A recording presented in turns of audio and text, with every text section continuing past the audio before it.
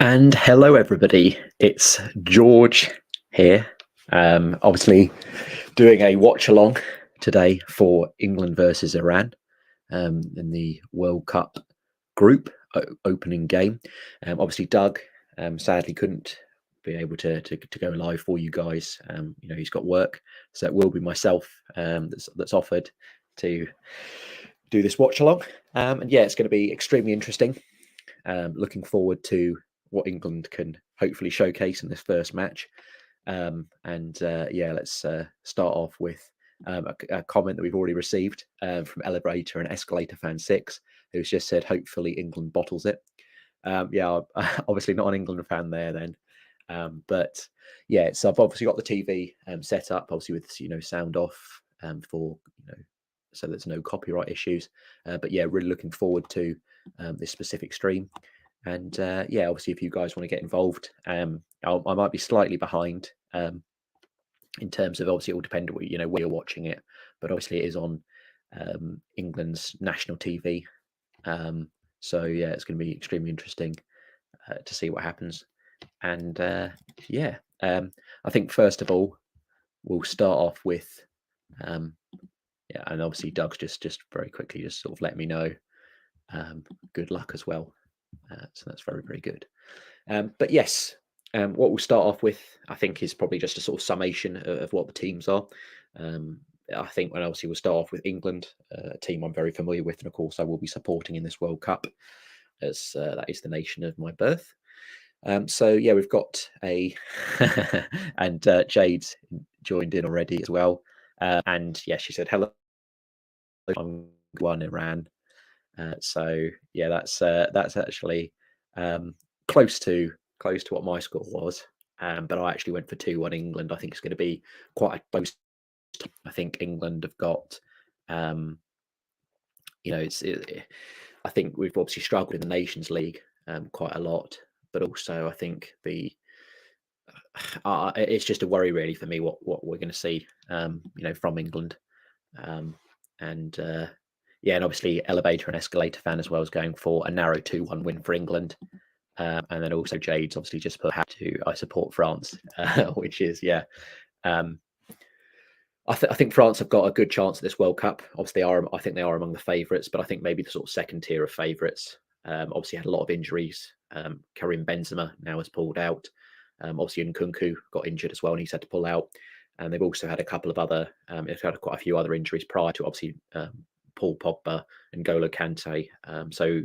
Very injury hit. And I think France, like I said, normally you'd put them in the very top tier of favourites, but I think they sort of move into the second tier, I think, with all those injuries. And I think there are other stronger squads at the World Cup. But we'll sort of go, and obviously, Elevation and Escalator. I support USA, not confident for the Wales match. I think that's going to be quite a crunch game. I think if we're sort of looking at it, I think it's going to be, in terms of like on paper, in a way, you'd sort of say England would, probably top the group, and I think Wales and USA are sort of going to be fighting for that second spot. But at the same time, I think even Iran have got, obviously with Carlos Quieroz, very experienced manager and very good manager. Even they've got a chance. Obviously, they did quite well at the most recent World Cup, obviously pushing Portugal very close as well. So I think, you can't discount them, and obviously they've got some good players on show as well. And then also as well, so Jade's just pointed out, let me just quickly show that. So I like the way the Iranian goalie throws the ball. It's a long throw quick, which hopefully will catch the fridge out as he's slow. So that's obviously my concern as well. So I did see the tweet this morning of that Iranian goalkeeper, and he did absolutely. I think he's got like the Guinness World Record for the longest throw, which is quite considerable. I think that depending on what England's deepest line is, I think it will either fall to Rice or Harry Maguire to try and deal with that in the air, which is going to be quite tricky. I think obviously Maguire's not in the best form. I probably wouldn't have picked him. And I think what we'll do sort of at the very start is just go through the specific teams. Obviously, the England team got leaked last night, and is the team that got leaked. Jordan Pickford in goal. Very pleased about that. I think he's obviously. I'll catch up with your comments as well in a second as well. You've got, obviously, as you put them in, I'll make sure, like Doug does, obviously, that he reads every comment. So I'll also endeavour to do so as well. Just very quickly on the team, England team, Jordan Pickford in goal. the obvious choice for me. I know that we do have some good keepers, obviously with Pope and Ramsdale, but also I think Pickford has earned his stripes. I think he was exemplary for us in the last Euros, arguably our player of the tournament. Even obviously when he saved Jorginho's penalty, and we dared to dream again that we were going to win the Euros. So I think he's an obvious choice. Kieran Trippier at right back. Obviously, I watch a lot of Newcastle, and I think he's a wonderful player. Kieran Trippier, exceptional delivery, which hopefully Harry Kane or one of our other players can get on the end of. And I think Trippier is probably one of the most informed players coming into this tournament. So he'll be, I want to see him as much as possible on that right back place. And hopefully as well, when Walker gets back, he won't decide just to swap Trippier out, because Trippier does need to play in my opinion. Centre back Stones, obviously, probably England's best centre back, and then Maguire he's gone with, unfortunately. Even as a Man United fan, I think Maguire might be, it might be a slight liability for us. And then obviously left back Luke Shaw. Again, obviously it's good to see some Man United players, but again, I think from my point of view and obviously perspective, I want to see Walker sort of maybe move into that left back role instead of Shaw, because I know obviously when he's back from his, I think he's obviously recovering from an injury, and I want to see Walker sort of move into that left back position, hopefully, when he comes back, because we do need his recovery pace, and I think that might be quite important. Obviously with Maguire, if he continues to pick Maguire, I probably would have gone with Ben White at centre back. Midfield, obviously the first two, Rice and Bellingham. Very excited he's gone with those two. I think those two would make up my ideal midfield three as well. And then we've got Mason Mount. And a bit like most people, I feel like he's almost a favourite of Gareth, who, despite the fact, Mount's absolutely terrible in my view, he just consistently gets picked. So, again, I think obviously Maddison again is coming back from injury as well. So there's potential as to why he's not, starting. But also I think Southgate just rates Mount very highly. But I think he's very much a weakness. And obviously front three, I think Kane obviously was always going to start centre forward. I think that's probably about the right choice. And obviously Saka on the right, he's in wonderful form. I think he's an obvious choice. And I probably would have gone for Grealish on the left instead of Sterling. But obviously Sterling has got a wonderful England record, and again was one of our players of the tournament last time out. So yeah, very strong England team. And before I go through just a bit of the Iran team as well, we'll just obviously catch up on some of the comments so I don't. So we always had that comment from Jade, and then obviously Elevator and Escalator Fan 6. He's just sort of given his prediction of where the group will end up. So he's saying first England with 7 points, second Wales with 6 points, third USA with 2 points, and fourth Iran with 1 point. Yeah, I think it is a much closer group actually than I say, because I think obviously every team I think could take points off one another. So I don't think there's necessarily a whipping boy actually in this group. I think rumours of Qatar, with what they were sort of what the rumours were in terms of what that game would finish, and obviously what it did finish. I think there are some groups where there might be a team that most people would think would finish last, who probably will. So, but I think this group is quite close actually. And then and then Ballum's just said, yeah, hello Douglas, you look different, you knew this comment was coming. Yep. And hello King George, how is everything going? I do think he has the record throw. Yes, it's a unique throw skill from the Iran kit goalkeeper. But yeah, as I said, I sort of watched it, and again there was some sort of plaque that they had on the wall, which I think was from the Guinness World Book of Records, which was the throw. But obviously I saw it as well live, and it was just absolutely insane. So that is a real weapon that Iran can utilize, as well as obviously, of course, Taremi of Porto, who everyone will know obviously is a wonderful striker. So and then obviously Jade's coming with her group prediction. So first Wales, second USA, third England, and fourth Iran. Yeah, that would be, as I said, I feel like this group is very open. I think England should finish first, because obviously we've got the the talent base, the talent pool, but recent Nations League form has been absolutely atrocious. And yeah, and obviously we know with tournaments we've been good under Southgate in the World Cup and the Euros recently, but it's obviously a whole new ball game. And I think this is a real good litmus test, this first game, to see where England actually are. If we play well, I foresee that we're going to do quite well in the tournament, go quite far, helped a bit by the fact that we've got quite a favourable path when you sort of map it out in the tournament. But if we see an absolute turgid performance that we've seen a lot in the Nations League, and maybe even a draw here or a loss, I think we could be looking at a group exit, because there are some dangerous teams in this group, and we could well see what Jada sort of predicted, which is England being eliminated early. And yeah, Ballum says he's just good. Here we go. England are expected to win. Yes, we are. But I don't know whether obviously that's a bit of bias maybe from various people. But yeah, I think we do have a stronger squad on paper. But games aren't played on paper. Obviously, they're played on the pitch. The conditions as well. I've seen obviously the extremely warm weather, and that will also have an impact. And obviously Iran will be better equipped for that. In terms of obviously because their sort of climate's more they're more their bodies are more equipped for it. And also I feel like Iran, like I said, have had good recent form in World Cups. Like I said, they almost knocked Portugal out in the 2018 World Cups. Who were a wonderful team. They'd only in that occasion had only just won the Euros and would win the Nations League the following year. So yeah, as I said, they're going to be no mugs whatsoever. I think this is going to be a very close game, and yeah, it's all about how England start and move professionally. Obviously, Maguire, who could be doing anything really. So and then yeah, elevator and escalator fans just said England will win the group. It won't be comfortable though. Yeah, I think it's going to be it might be a bit of a struggle. England aren't scoring many goals. I think we also saw in the Euros even that we weren't scoring many goals. Obviously, we had that game against Ukraine, I think it was, with the 4-0, where we obviously did score a lot, but a lot of the other games were sort of tight 1-0s. And what I would say, as I've always sort of said, is that the defence for England is going to be extremely important. As is for any sort of team. And obviously elevator and escalator fans, yeah, but if England were the world champions, they'd be third in this group. And then yeah, obviously Jade sort of mentioned the two danger men. Obviously need to be careful of the Iranian goalie and Taremi. And then obviously elevator and escalators fan 6, don't worry about playing the USA, we are trash. Our manager is absolute trash with his starting 11s. And then obviously yeah, God save the king as well.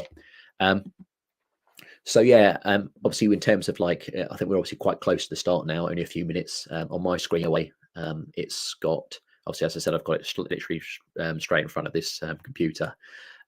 We've got obviously the national anthem of Iran being sung. Like I said, obviously we won't see any audio from, or hear, I should say, any audio from me because I will have it on mute. But I have got subtitles, so and hopefully they will sort of transcribe it quite nicely for what's going on in the match. But yeah, clearly, obviously, Iran. I expect, again, obviously, sort of reading about them and sort of listening and watching videos, I expect them to be very well disciplined. I think they're going to be, they're obviously a tough unit to break down, and I feel like England should be able to do so. But like I said, I feel like with Harry Kane as well, in particular, they do have a player who he does try and link the play, but I feel like he goes deep too often. And I think that might be what Southgate needs to tell him is to stay up top, because we do have, like I said, I think Kieran Trippier could be very useful here. And obviously Luke Shaw can also deliver a good ball. So those two are going to be important. And like I said, I think obviously Taremi's the danger man. He'll probably want to get himself isolated against Maguire. He'll probably try and avoid Stones. And obviously there, we'll just sort of bring up Doug's comment as well. And he said, yeah, good afternoon. Give George all your support for this game. Like the video and subscribe if you're new. And I'm on lunch break now. So yeah, that's very kind words from Doug. Obviously, he's the channel owner, and yeah, just to echo his sentiments. Yeah, do remember to like, share, and subscribe if you're new. That would all, that's much appreciated. Will help the channel out.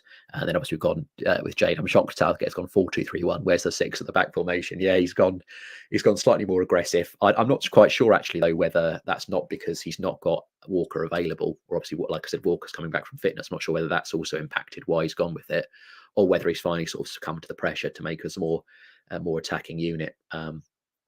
But yeah, as I said, we're going to find out, I think, over this 90 minutes, we're going to find out exactly what England's chances, I think, are in terms of the World Cup.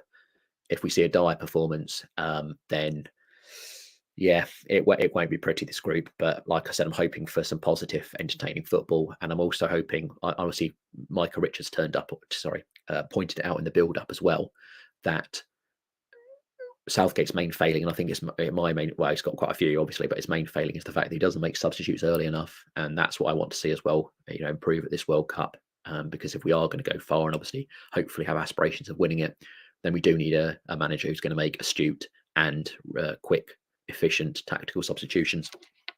And obviously elevator and escalator fan 6 just put, how far do you think England will go? So when I've sort of, obviously I've been on a few predictor streams rather, and mapping out streams and the way that it works out. And if England are sensible, they can probably get to at least the semi-final.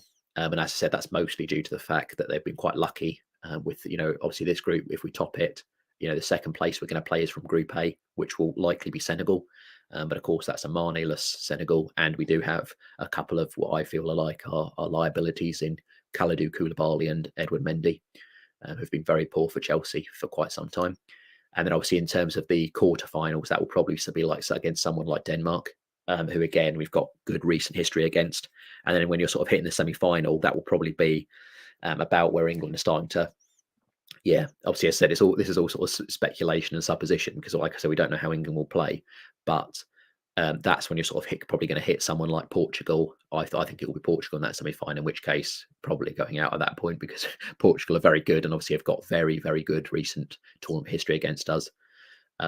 So yeah, it's going to be extremely interesting to see what happens with that. But we are underway on my stream anyway, on my screen rather, on the TV, and obviously we've got England on the ball already, looking good. Obviously, Luke Shaw has now received the ball in quite a lot of space, so it's going to be the opening stages now. Obviously, England trying to keep it tight and sort of playing around the back. And then obviously Elevate and Escalate fans should bring up your comment as well. Yeah, I think Ecuador gets second. Senegal without Mane will crumble. Yeah, I think it's going to be interesting, that group. Like I said, you'd expect Qatar now. I've sort of seen the first match. You'd expect Qatar to sort of prop up the group in bottom place. But then, yeah, Senegal and Ecuador might be a lot closer than a lot of people think now that Senegal don't have Mane. But yes, I'd still think, obviously, we've played Ecuador as well in tournaments before. I think elevator escalate. So I think, yes, obviously you said I'm ahead of you. I'm ahead of you, George, and then Jermaine Jenner's on commentary. So my TV obviously might be slightly, because it depends on where you're watching. It might be slightly behind, but also you do get the YouTube lag. Which is like about 20 seconds, I think. So I will be slightly behind you no matter what. There's no sort of way around that, unfortunately, until they make the YouTube like even quicker. So it's like instantaneous rather than that, like I said, that lag that you do get. But yeah, it's England sort of like playing around with the ball now. It already looks to me like Iran are extremely well drilled. Every single player knows what their role is, and you can already see that. Particularly, they're all sort of shouting and gesticulating at each other, and already England are sort of struggling to break down this quite heavy blanket, I think, over the defence and the midfield area. But already Saka's sort of coming deep to sort of link the play. So I've just seen that particular part.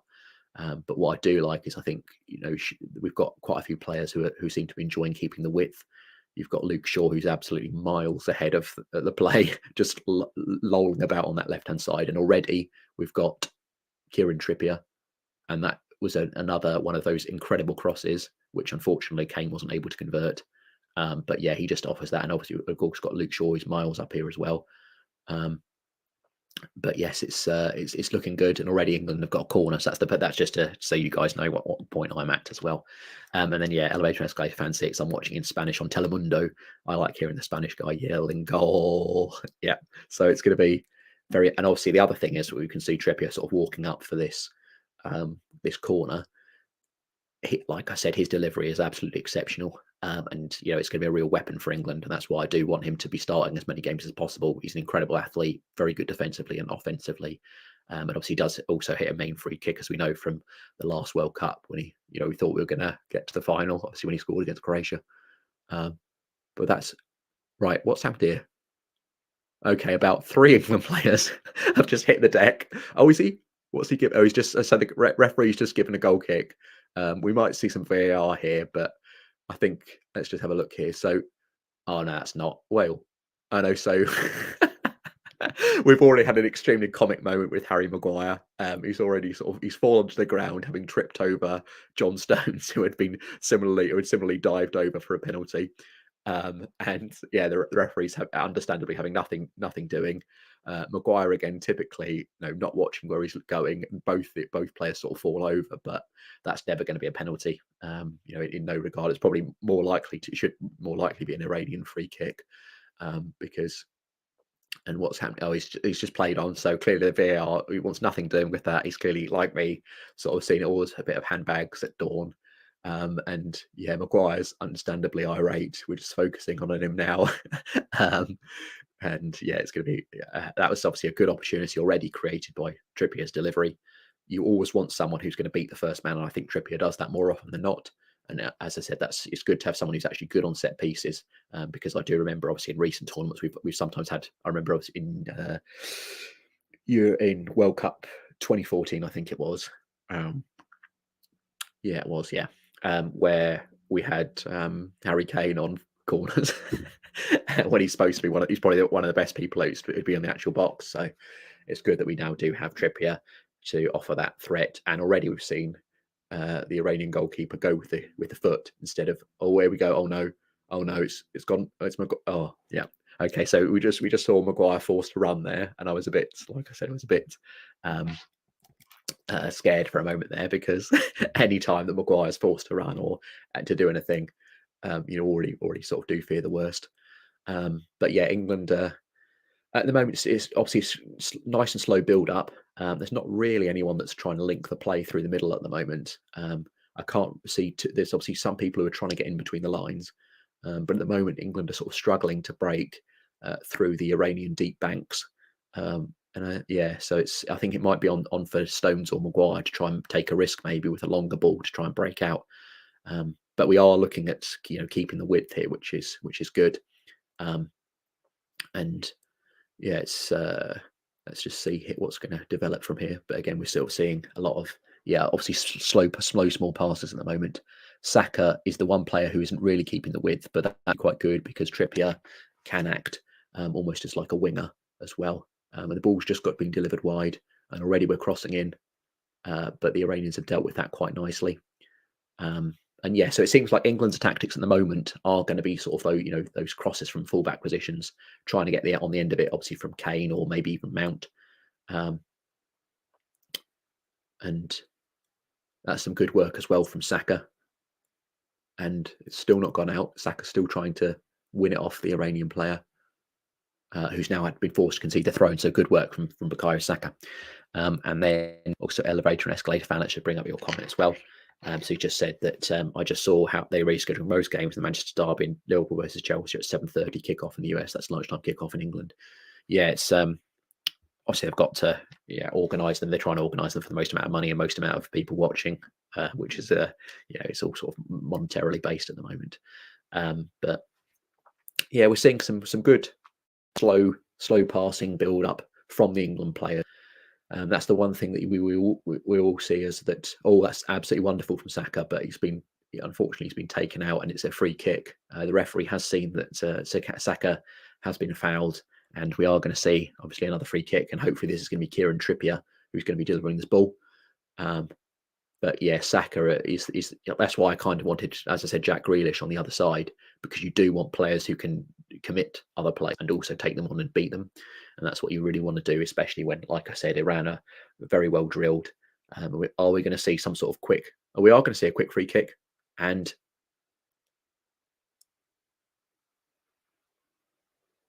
oh my fucking god!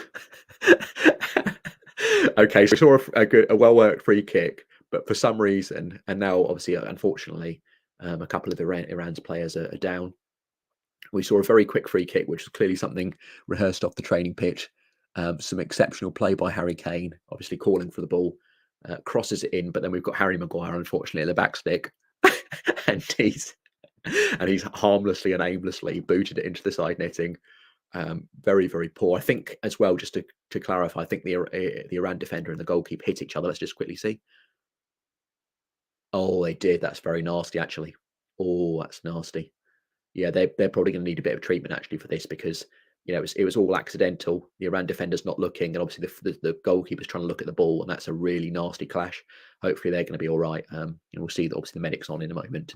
To assess them, obviously to see whether see what's happening. But that's probably going to be quite a lengthy break of a few minutes. But already we can see that all the players are taking on fluids, which is good. It's going to be, like I said, mentioned at the very start of the stream, it's going to be very, very hot there. And already you've got Carlos Quieroz. You can see that he's delivering tactical, astute instructions to his players. Southgate's probably sitting on his hands, playing Pac-Man on his phone instead. But we haven't actually seen it. I can neither confirm nor deny that. We haven't actually seen what Southgate's doing at the moment. But yeah, that was quite a serious blow. Especially, I think the goalkeeper's come off the worst. I think he sort of hit the top of the Iran defender's head. And yeah, he's gone. He's obviously, the Iran goalkeeper's come off the worst and is still down now. Getting treatment for this. And then of course, potential concussion as well. So it'll be interesting to see whether we sort of see a substitute or not. But it looks like, from what I can see, it looks like the Iran goalkeeper's made of hardy stuff, and it looks like he's going to get up now. So very, very good. Oh, that clash. The more I look at that, obviously they're re-showing the moment again. The more I look at it, is such a horrible hit. That he's that's every time I see it, it gets worse and worse because obviously the television will have slowed it down. So you imagine, obviously, at full speed, that's how much damage is going to be done to his nose. And now what I always do like at World Cups is you do get the focus on the crowds as well. And we do see obviously a lot of smiley, happy faces at the moment, and they also obviously do focus in on those particularly ecstatic fans. Oh, and that's this is actually looking very, very bad actually for this for the Iran goalkeeper. It's not nice to see at all. Um, yeah, I think this is going to be even more of a lengthy stoppage because it's going to take a few minutes, I think, for him to sort of clear his head, and also it looks to me like they're sort of swabbing his nose as well. Trying to staunch the flow. Um, and yes, oh no, sorry, I was slightly incorrect about about Gareth Southgate. He now appears to be giving instructions to Declan Rice. Rice taking on fluids at the same time. Um, Now he's sort of shouting at Kane. I'm not quite sure what he's going to be saying. Maybe he's sort of saying, "Yeah, let's just make sure you hold your position, Kane. We're just going to keep spamming in crosses from Luke Shaw and Kieran Trippier, and hopefully you get on the end of one and are able to convert it." Um, we're just obviously now seeing, which is quite nice from the BBC actually. They're sort of not focusing on the injury, and we're just sort of seeing other players warming up, trying to get themselves keep themselves ready to go on at any moment's notice. Obviously, the Iran goalkeeper as well, replacement goalkeeper getting ready. But this is a very lengthy stoppage, so it's going to be quite a long period, I think, that we'll see of stoppage time. And like I said, it might not be that the Iran goalkeeper can carry on. Um, yeah, I think normally on these sort of situations, like, I suppose obviously because it's a head injury, they won't want to move him because it has taken quite a lengthy time. But I think um, I'm not quite sure what's happening now. Although we've got a toddler they managed to find in the crowd, and also they're focusing on the kids as well in the crowd. And there's another baby here as well that they managed to find in the crowd. So yeah, very some nice pictures obviously by through the FIFA TV. And yeah, this and lots of celebrations. We've also got somebody on it. We've got a guy on a drum just beating it profusely. You can obviously I can't hear it, so I don't know how loud that sound is. But I remember the Vuvuzelas. I think it was South Africa, wasn't it? 12 years ago, they were extremely annoying, and a lot of people actually bought them. I think there was even some companies sort of reproduced them because everyone sort of, and again, they were extremely annoying. So yeah, the guys on the drum, hopefully inspiring the Iran players. But yeah, this is a very, very long stoppage. I'm not quite sure when the actual incident happened, but I think it's probably been at least like 3 or 4 minutes. And it looks like, is he going to? Yeah, it looks like, unfortunately, Iran are going to be forced into an early change. The Iran replacement goalkeeper's sort of changed his top, has now put on his other one. So that is really, really heartbreaking. Um, Hopefully, obviously, I think the BBC just from the start subtitles are all speculating that we're not going to see him again in the tournament, but hopefully that isn't the case because that's a really, really horrible thing to happen to any player, especially you've sort of in your first match again at the World Cup, and you get with something so unfortunate like this.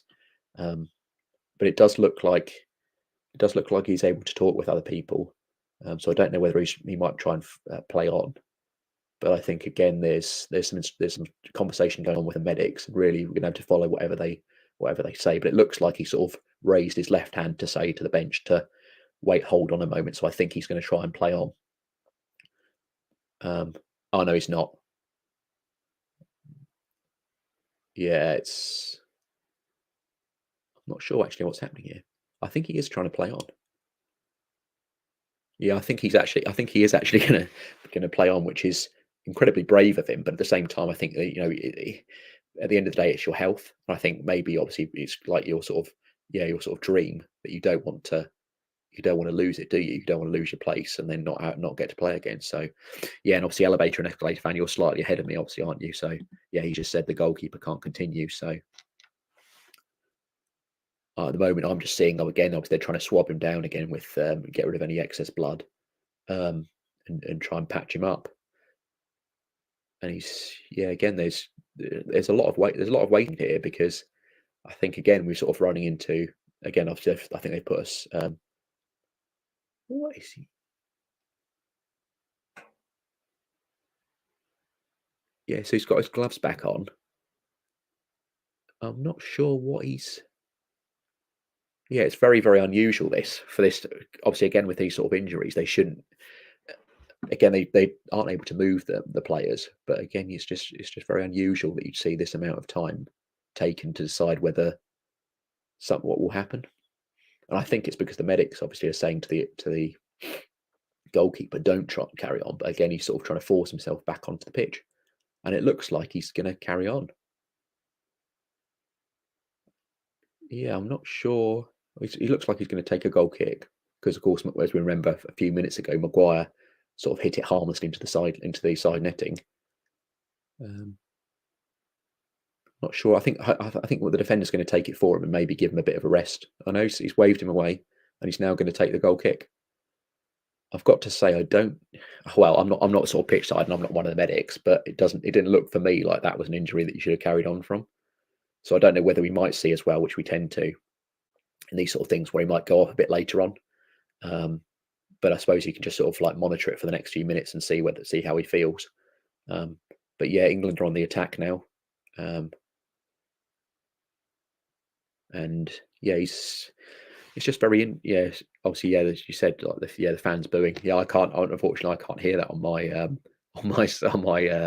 yeah, because I've got the sound on, and I don't think obviously unfortunately the subtitles doesn't have the booing. But yeah, obviously Disdain, yeah, it's almost like the Kepa incident. Yeah, it's just unusual. I think unfortunately I can sort of in with Kepa obviously, and with this with the Iranian keeper, I can see why they want to stay on though, because it's your oh no, yeah, yeah, okay. Yeah, so I think, yeah, it was that case. I mean, I'd already sort of predicted that it would happen, that he'd sort of have a few minutes of trying to assess it, and he's clearly already, yeah, he's sort of miming that he needs a substitute, and obviously Quieroz is understandably distressed, and obviously so will the Iranian keeper be. And they are sort of, he's not gone down again, and it's a really, yeah, I'm just going to quickly sort of catch up with the comments as well. So I don't know whether he's brave or stupid for doing it. I think a bit of it is both. I think in those sort of situations, you want to be brave and you want to carry on doing it because it's your dream. You're playing in a World Cup. And obviously they only come around once every 4 years. So don't get many matches at it. And he's decided to go down again, and hopefully we're going to see him again sort of next match. I know these matches are quite quick turnarounds, but hopefully we'll see him next match in a few days' time once he's had some time to rest and recuperate. But that is very distressing, obviously, to see see someone have to go off, and obviously they brought out the stretcher for him. And yeah, as obviously Elevation Escalator fans said, he's down again. Surely he can't continue. Yeah, I don't think he will be. Obviously, he's got the FIFA medics coming on. But yeah, it's been a very it's been quite a disrupted first half, as we all know, just obviously because of this incident. And again, obviously, the FIFA TVs are sort of focusing on the fans and their sort of enjoyment. But yeah, this is never nice to watch a player have to go out like this. And it was for such an innocuous incident, wasn't it? It was the fact that it was a cross from Harry Kane, which they're showing again now on my thing. And yeah, obviously the Iranian defender and the goalkeeper are both trying to watch the ball. Unfortunately, there's that clash between them.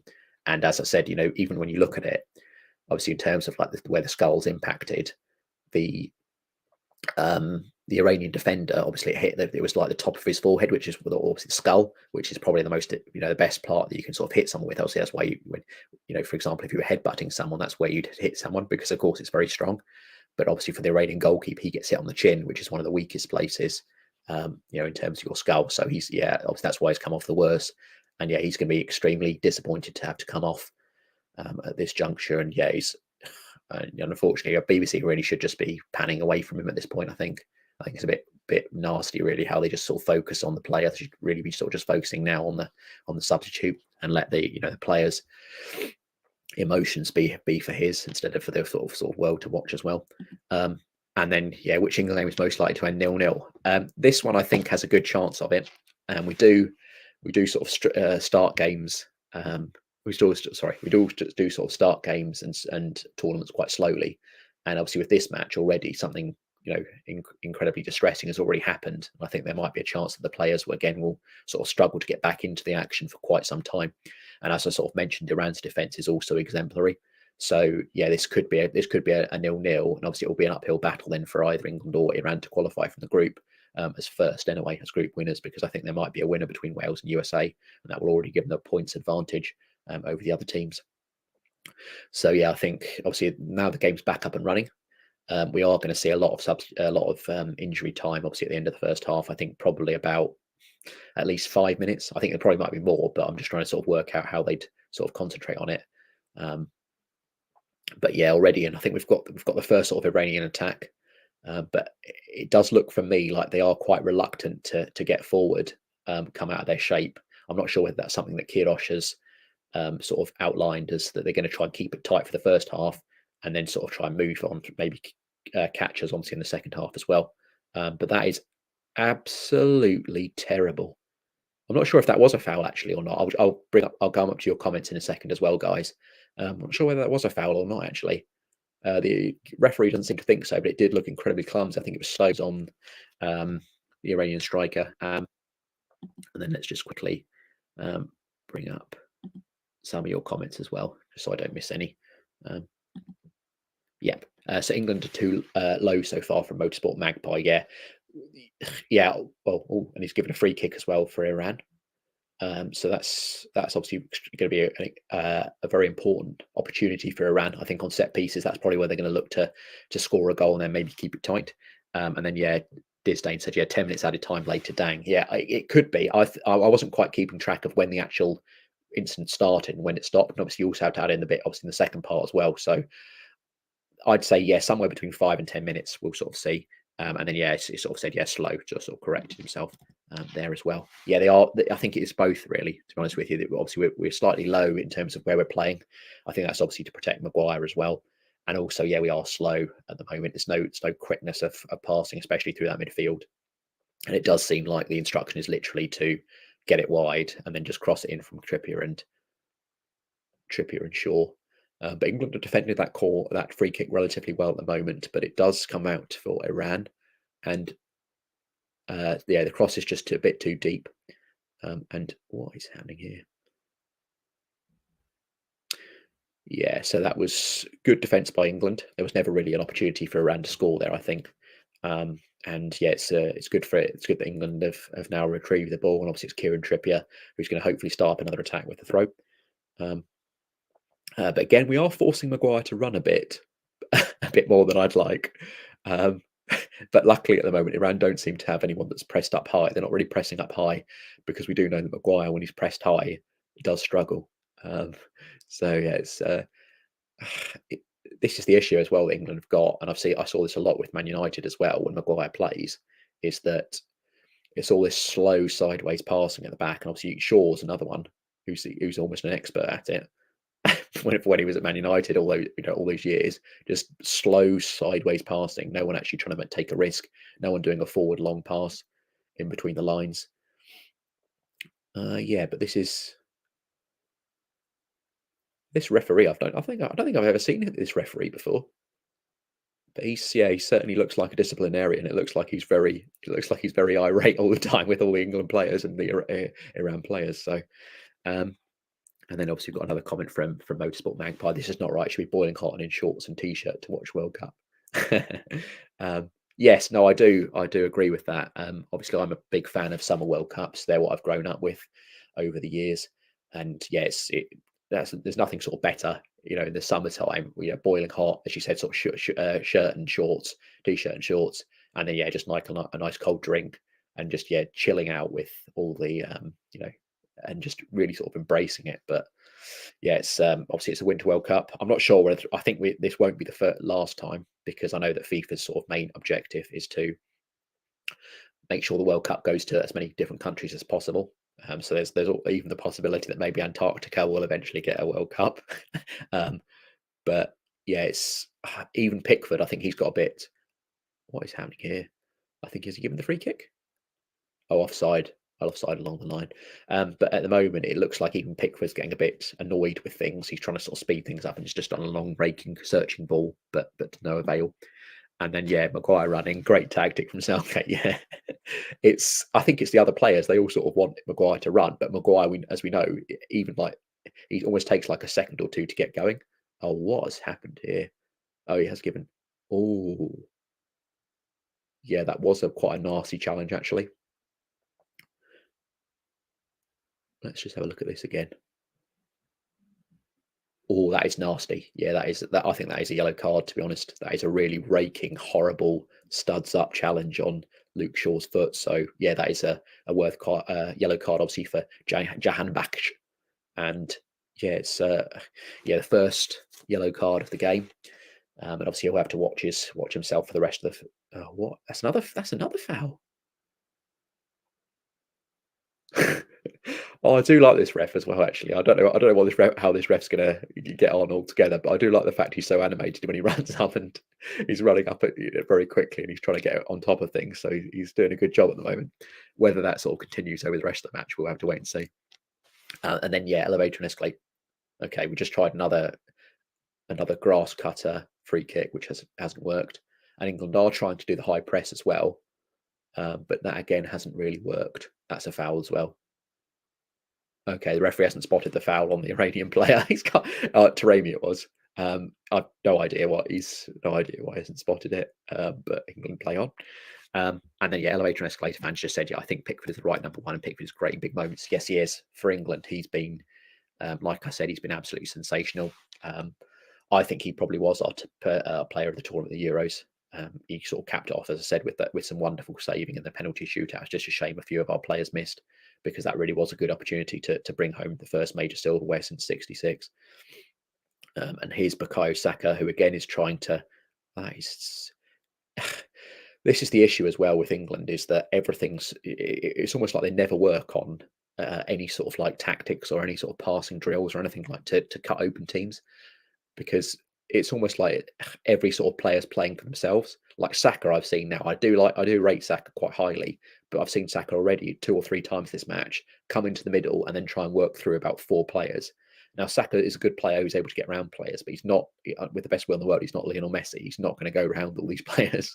He's not able to keep the ball like that. So, and most players aren't. So it's not necessarily too much of criticism on Saka, but it's more of criticism of England's tactics. Oh, here we are. We've won it back high up. Go on. Go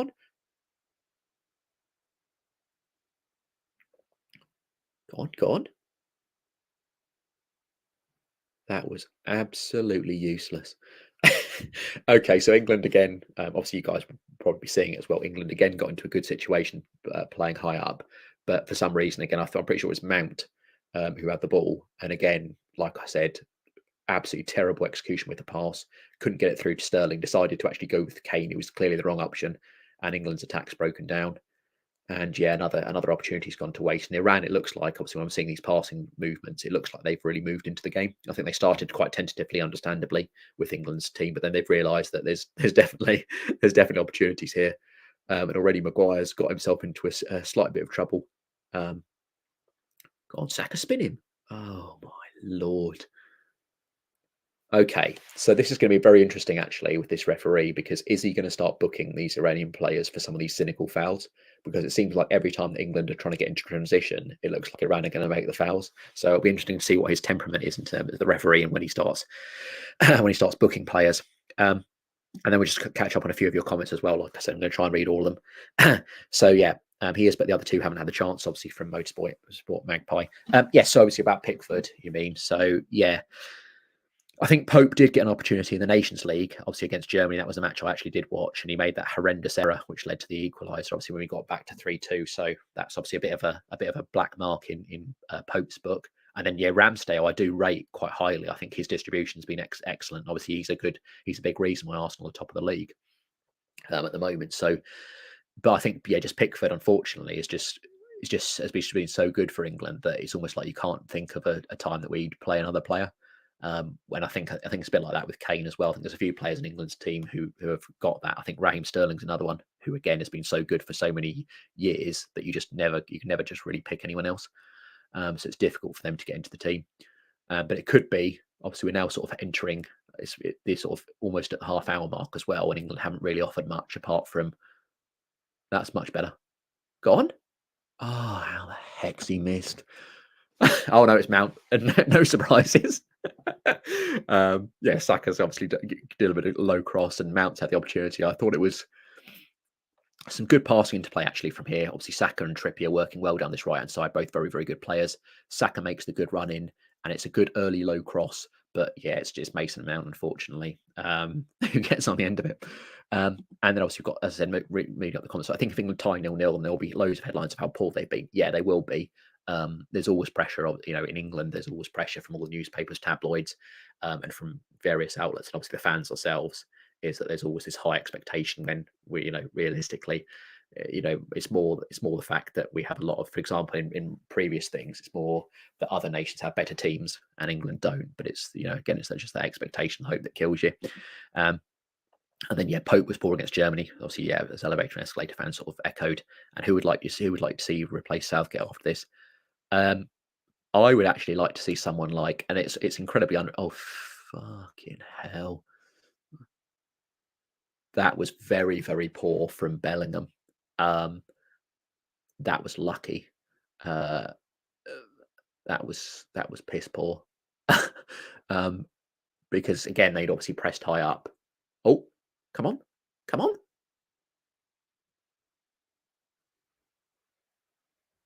Just 1 second, guys. I was just trying to catch up with it. Oh, that's much better. Much better. Oh, Jesus. That's the thing with Sterling, is he's because obviously he's so small and he's got that low center of gravity, a bit like Messi. He can sort of drift past players and then they know that as soon as they touch him, he's going to try, and that's an exceptional nutmeg. It really is. And it's almost, I thought he was probably going to might have got a penalty, but he didn't quite get across this man. So yeah, it's not, as I said, just to answer this question again from Diz, we've got a free kick from Trippier. Hopefully he can deliver it nicely.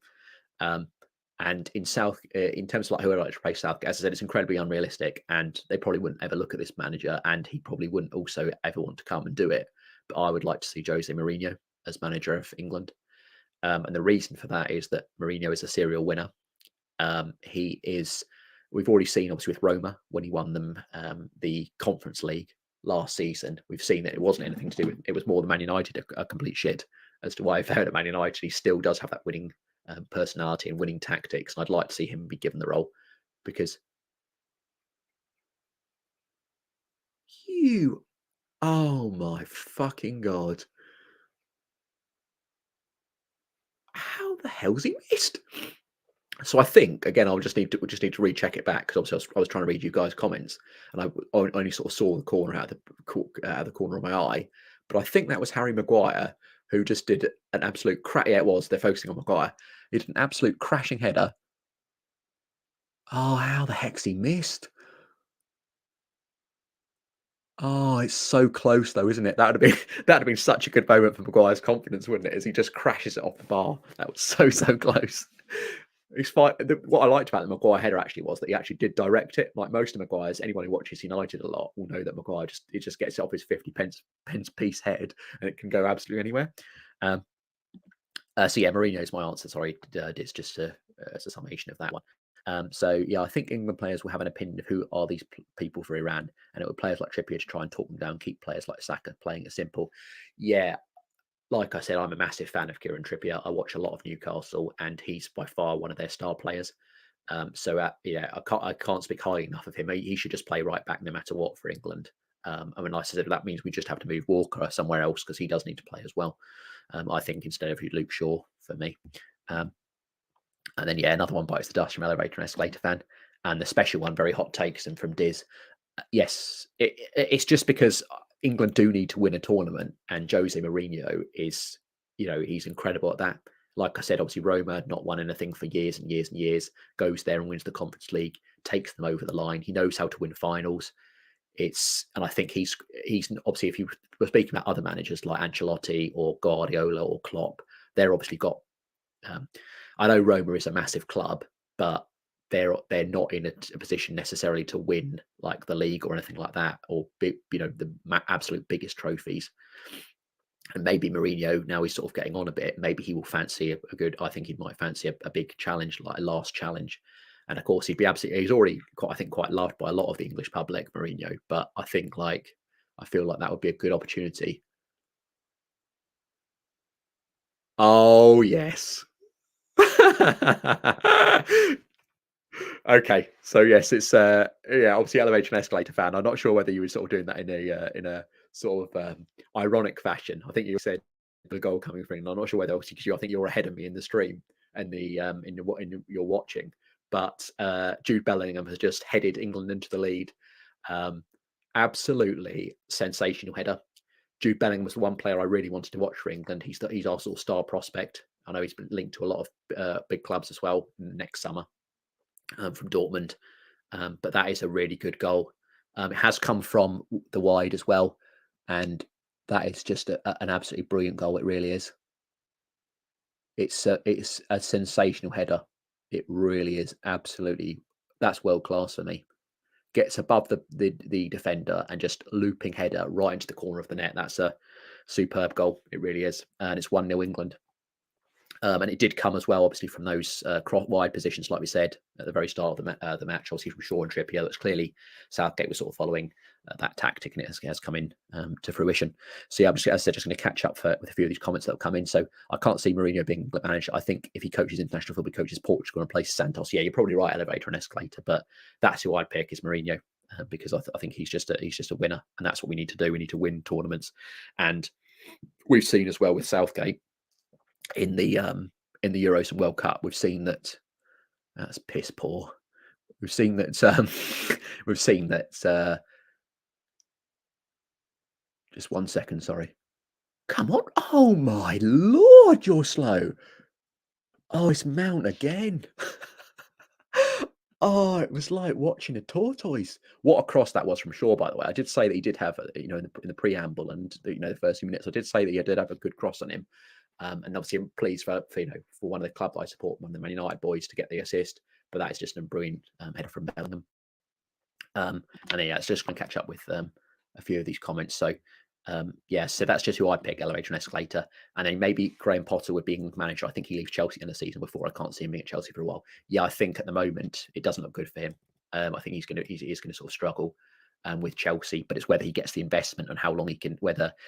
It's basically whether Chelsea's ownership will give him the time. Todd Bowley, especially, obviously, we know that he's pretty much every position of that club. It's whether he gives them the time and patience, and also the investment that he needs to change a Chelsea team that's ultimately needs a big rebuild, because there's a lot of players who are either very old and obviously past it slightly, or there are a lot of their younger players are also crap. And then obviously we've got Reese as well in the building. So hi Reese. And he's just said, yeah, hey George, can't stay long, but good for you doing this stream, dude. Yeah, thank you very much, Reese. I'm enjoying things so far, and I hope you guys are too. Do remember to like, share, and subscribe again. Obviously, just to reiterate that for Doug. Obviously, you'll get Doug much more often than you get me. I just offered because obviously in terms of my schedule, I could obviously, or I had booked off specifically this day because I knew that England were playing, of course. So I did, as I said, I did offer that for Doug and to get involved with you guys. And then, yeah, sorry, just go back to that one. Sorry, Motorsport Magpie. Bellingham hasn't been great so far. Typical England. Yeah, it is a bit like that actually. From a more neutral perspective, just trying to put my England hat away for a few moments. It is very much a case of where, yeah, Bellingham obviously has not really been in the game whatsoever, but then he scores that goal. It's a wonderful goal, but that's what Bellingham can give you. I think most people, even sort of non-England fans, would admit that Bellingham's a wonderful talent and he could really have a strong and glittering career. And it's just good that Southgate's finally picked him. I think it's one of the sort of the silver lining really from Phillips's injury is the fact that Bellingham's been given this chance, and it's obviously he's grasped it with both hands. And Bellingham was the player, I think, in this England team who I really did want to watch. Obviously, Trippier is another one as well. But yeah, Bellingham is just such a prospect, and he's going to be, I think, as I said, I think he's going to have a really good career. And then Jade sort of said, happy for Jude Bellingham watching him so he can come to Liverpool. Yeah, I think I think it's going to be interesting with Liverpool. Obviously, you guys have been put up for new ownership. It's whether that new ownership does come through and whether they're going to invest heavily. And obviously, if they do, then you could well get him in the summer. Because I'm pretty sure in the summer he's going to move. My own personal opinion would be that he's going to go to Real Madrid. I think that's probably, from what I've seen, I think that's probably where his most likely destination is, which was they're sort of like trying to hoard all the best talent, the best young talent. Obviously, already got Eduardo Camavinga, Aurelian Tchouameni, Fede Valverde, of course, who's very young, although obviously most people don't think he is because he's been around for years. So yeah, they've got a lot of young talent there, and even up front, with Rodrigo and Vinicius Junior. they've got a lot of players who are they're building for the future and the next generation. So I think Bellingham will fit into that project nicely. But from my own perspective, I wouldn't mind at that. But obviously for Man United, I'd try and want him here because we do need some more midfielders, McTominay and Fred, as you guys who are long term watchers. I don't rate them whatsoever. What? Oh my lord, this is terrible from England. England are trying to break the one and only Iran high press that's happened, and they've just about managed it, but that was very sketchy indeed. Come on, well they're not set. Oh, this is what Trippier gives you, by the way. Look how far up he is. Oh, it's a terrible ball though. now that I praise Trippier, he just started to go on. Oh, he's given a free. Yeah, it was a shirt pull. No, don't. You've got your laughy eyes, Saki. You know that you that you shirt pulled him. Don't try and take the piss. And yeah, did I call it? Yeah, you did, elevator and escalator fan. Like I said, I don't know how far you are ahead of me. So yeah, but obviously yes, you did call it if you did indeed. And then yeah, obviously Tejas Sharma for 22 Bellingham and goat and fire emoji. Yeah, it was a phenomenal goal. And yeah, Red Zepp Gareth will shut up shop now. Yes, I think that's what we've seen in those games. We saw they did mention it in the preamble as well on the BBC.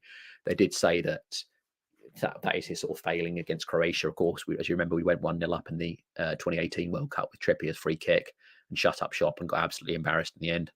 And again, obviously in the Euros when Shaw got that very early goal, again shut up shop. And of course, that one still hurts, to be honest with you, because I think a better manager than Southgate would have won us that tournament.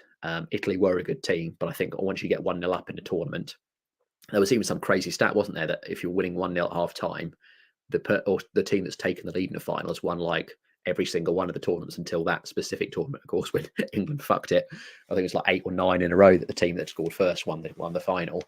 But yeah, good on England to be the only team that bucks that trend. And yeah, Disdain Shawcrosses have improved. Yeah, they have. I think I think over the last couple of years he's really sort of got into it, and there is quite a lot of comments actually. So we'll just try and catch up on those while I'm watching this at the same time to see whether England or Iran, what happens in the match as well. But yeah, England are keeping the width very nicely. I'm liking the fact that Shaw's clearly been told to get forward. He does quite a bit actually for United now, but clearly also that's an instruction from Gareth Southgate, and Trippier just naturally for Newcastle has always been doing this as well. And then Motorsport Magpie, Liverpool need to stop obsessing over Bellingham, as Liverpool cannot take another summer of not getting someone in that position. And if Bellingham doesn't come, they need plan B. Yeah, with Bellingham, I'm just not so sure whether they can compete in terms of like the fee that he's probably going to cost, because Dortmund, oh, that's a brilliant tackle from the Iranian defender. But again, Mount, absolute crap. He's been terrible again this game. And obviously we're going to see another corner from Trippier, and we've seen his deliveries are exceptional. And we saw again on that corner, obviously Maguire hitting the bar, and we saw again, obviously he's just a wonderful player, Trippier. He's a real sort of important for me. But I feel like just on the Bellingham thing, I feel like Real Madrid's probably going to be a destination just in terms of like the fee that Dortmund command. And I feel like I'm the king of calling goals, the elevator and escalator. That was a great head from Bellingham. It was indeed. And then Jude, definitely one of the two best young centre midfielders at the tournament. The other is Musiala. Oh, what a fucking goal. Oh my God. Oh, I missed. Apologies, guys. I did miss like the very start part of that goal just because I was trying to read through your comments. But I was sort of mentioning about Trippier and his corners. Let's just quickly see. Maybe this goal is going to get chalked off. The Iranian players are all. I'm not so sure, guys. Obviously, you guys will probably know because you might be ahead of me in your watchings, but I'm not sure whether this goal isn't going to get chalked off. Because it's Harry Maguire, is it? It looks like from the subtitles it's going to be Harry Maguire. What's he doing? That is not. No. I mean, no. If this gets chalked off, like I'm not saying this. Even this is. Oh, that's a lucky goal, though, isn't it? With the deflection. Let's have a look again at this. Oh, it might not. I think it's just the ball. Let's just see if it actually deflects off anyone. I think yes, it does. Yeah, that's quite a lucky goal actually. Obviously, Gareth Southgate, as usual, and understandably jubilant, hand up, fist pumping. Let's just quickly go through your comments as well. We'll go back to that goal in a second. But yeah, Jamal Musiala, incredible player as well. Reece is completely correct. And Iran might just creep up and win second half, Diz says. But obviously, I think that was probably before this second goal. Whether it's going to count or not, we'll see through VAR. Now the England fans will be chanting it's coming home knowing how to lose now. Yeah, that's not going to be me. Until it's literally hopefully the 90th minute in the final and we're about 5-0 up. I am saying that obviously in jest, but that's the sort of thing we need to know. We need to be to not bottle it. And yeah, Bellingham to replace Kroos and Modric makes sense. I feel like I said, I think Camavinga has been good in parts of Real Madrid, but there's also question marks about him. He was extremely important for their win in the European Cup, Champions League. But I feel like, yeah, they're just stockpiling all this talent. And as I said, we're just going to keep going through these, but England are on the attack again, and the goal has been given. So it's an incredible start for England already. 2 goals to the good. I think Iran just have been caught napping a couple of times, and obviously we've got quite lucky. And I heard Real Madrid out of the Bellingham race. I think elevator and escalator fan. I think what I have seen. Oh my, what is happening here? What I have seen is that they are slightly in it. I think, but I think Real Madrid can come in late and they can always win over other people. Oh my god! Come on, come on!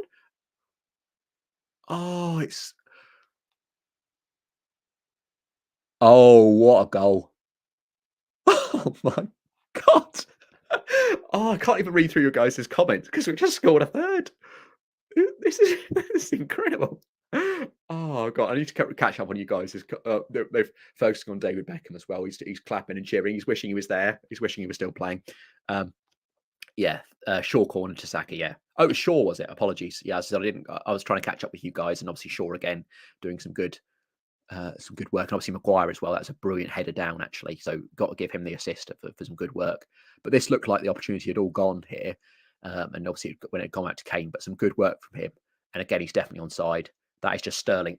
In a nutshell, that's one of Sterling's best strengths, is that just staying on side and always getting in the right positions. And that's a very good finish. That's a difficult skill to do. And then Motorsport Magpie, just about the second goal, no deflection. Nope, should stand from elevator and escalator, didn't see a deflection. And then Motorsport Magpie 3-0. Yep. And then Running Riot. Yes, we are. And then 3-0 Sterling from elevator and escalator. And this isn't England playing, is it? Says Jade. So I'm just caught up with you guys. Hopefully I've caught up with you guys' comments now. But yeah, this is champagne stuff. I can't believe we're actually winning this by this amount. The funniest thing is that Harry Kane, who I would have, if I'd had one bet for this specific match, it was going to be that Kane would score. And it's funny that we've scored 3 goals, but Harry Kane hasn't scored any. Because I think, that's another foul as well. But yes, this just to sort of recap what has been a crazy few minutes, really. It might even have been, yeah, it's within like the last 5 or 10 minutes.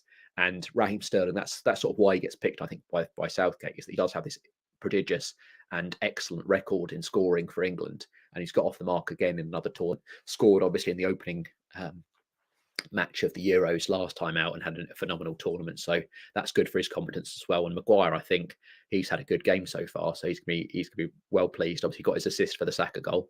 And come on, shoot again, shoot again. Oh, what is he trying there? This is a bit. This is the sort of match that unfortunately is going to be like, again, just on that sort of media comment that Elevator and Escalator fan made a few minutes or so ago. This is another performance that's going to have a lot of people saying it's coming home and all this other sort of nonsense. I think Iran have just been caught napping a few times, and obviously England have done well. That's a corner. Sorry, how is that a goal kick? Has the referee overruled him? Oh, no, it's a corner. Good, good. I thought for a moment there he'd given a goal kick, and I was like, fucking hell, I can see that from where I am. And the bloody linesman's about 5 yards away. And yeah, Elevator Escalator fans just said, well, we're here. Yeah, I'm scared of facing you lot. We'll get destroyed, and it's going to be Greg's fault. It's just, yeah, so, and obviously, yeah, Motorsport, just the smiling emoji. And yeah, Trippier. Oh, that was again what I like about Trippier is he is just, and obviously I saw Beckham when he was at Man United and obviously Real Madrid and PSG and so forth, but I just like that Trippier is such a natural. That is, oh, go on, go on, go on. Oh my, this is absolute domination at the moment, isn't it? This is really, I mean, this is basically England have got, this is a good sort of like appetizer for England, really, isn't it? Because it's now 3-0. Oh, bloody hell, I didn't even see that. 14 minutes injury time. That probably is about right, actually. So clearly, whoever's on that, whoever's keeping track of stoppages, clearly they're actually, they're actually noticing how much there was. But that was a very lengthy stoppage, and that gives England a good opportunity to maybe try and get a fourth. And it does look like England are trying to get as many goals as possible. They might, never know, goal difference might actually come into play, because I think the other two matches might be a bit more difficult for us. Obviously against USA, and who will always be up for it. We know that USA and England, all that's a big rivalry, and obviously England Wales is also a big rivalry as well. So, and then Elevator and Escalator fan, Asian fans are just getting destroyed week on week. And then Motorsport and Magpie again, and then 14 minutes added. I was as I said, I was sort of trying to keep up with you guys' comments, and I didn't notice, but that's a big amount of stoppage. So realistically, England obviously scored 3 goals in what would that be? So 14 minutes, which would take us back down to 31. So almost in about half an hour of actual play, England scored 3 goals. So England have been. This might also be as well, though. To be fair, I'm not sure how good this replacement Iranian goalkeeper is. I don't think he could do much about the goals, actually, though. Just thinking about them, obviously the Bellingham header, I don't think many goalkeepers, if any, in the world save that. It's so well placed.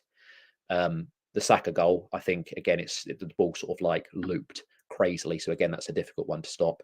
And obviously a third goal, I don't think again a keeper can stop it, because it's one of those things where, as a keeper, you obviously you start moving across to your right as the ball's coming in from the left. And it's very difficult then to switch up positions, because obviously Sterling then hits it back across. It's a very, very difficult thing to save that. So I don't think necessarily can blame the goalkeeper, but maybe also that what I would say is maybe that injury is sort of like made the Iran players a bit shell shocked, and maybe they're sort of already thinking sort of mentally about that.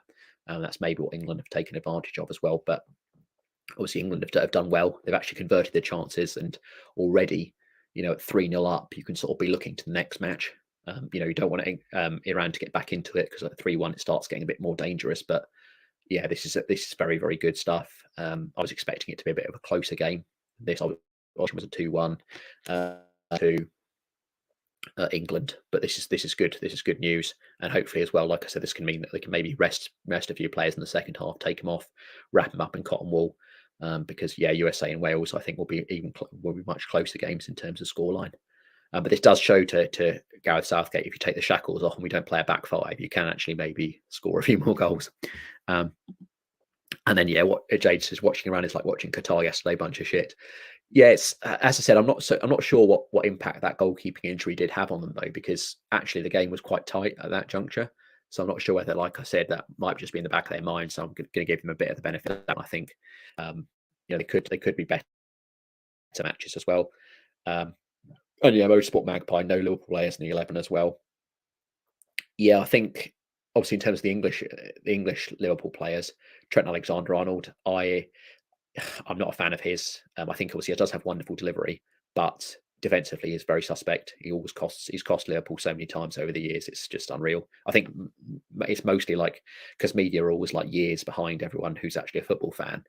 He's been doing that for years for Liverpool, but only like recently over the last year have they actually sort of commented on it, because they're always miles behind. They're like working on fucking typewriters rather than computers still. And then I think the other goalkeeper was taller, so might get to the Saka one. Yes, the Motorsport Magpie. Yeah, he might have done. Yeah, because it was like I said, it could have been dealt with maybe, but I think it's difficult to say, isn't it? But I think maybe of all 3 goals, that's probably the one he might have had a bit better chance on. And Reese has just said, unfortunately, the goalkeeper challenge in Iran, but converting chances is definitely the major difference. Yes, England have converted their chances extremely well. It's been ruthless from England, actually. We've even had obviously a couple of chances which have not been taken. So actually England created quite a lot. But I'm not anticipating, like I said, that this isn't a case of where we're thinking, the glory days of coming home yet. This is just like I'd always sort of said, this first match was an important one to get a victory in, start the tournament off right.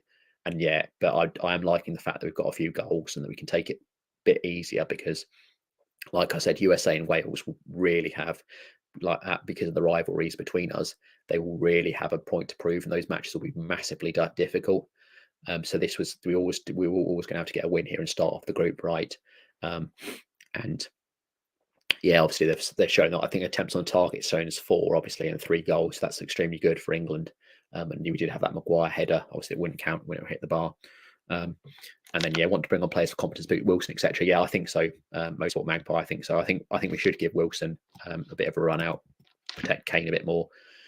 I think maybe in the midfield, I want to see Bellingham maybe being rested as well. I'm trying to think of who else I'd want to see rested.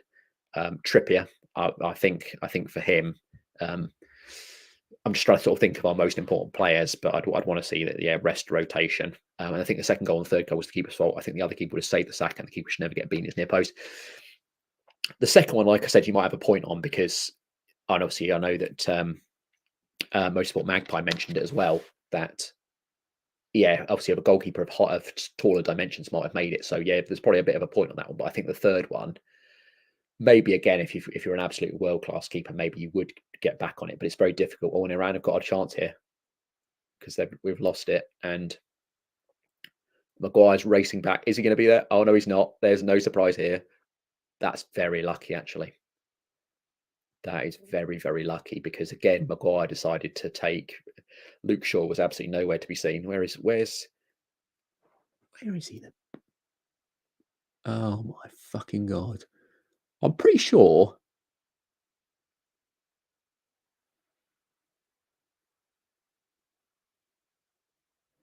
He really is a lazy bastard, isn't he?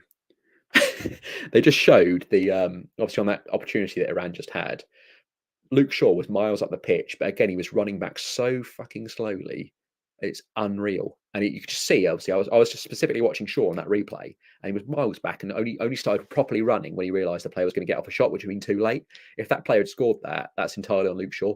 Jogging back, thinking things are all done with, and obviously, of course, it goes Murphy's law, but of course, because he's the player that's free, because Shaw hasn't got back, and Shaw just makes a pathetic run back at the end. Terrible. And if Rand get to 3-2, then it's dangerous. Still pretty comfortable 3-1.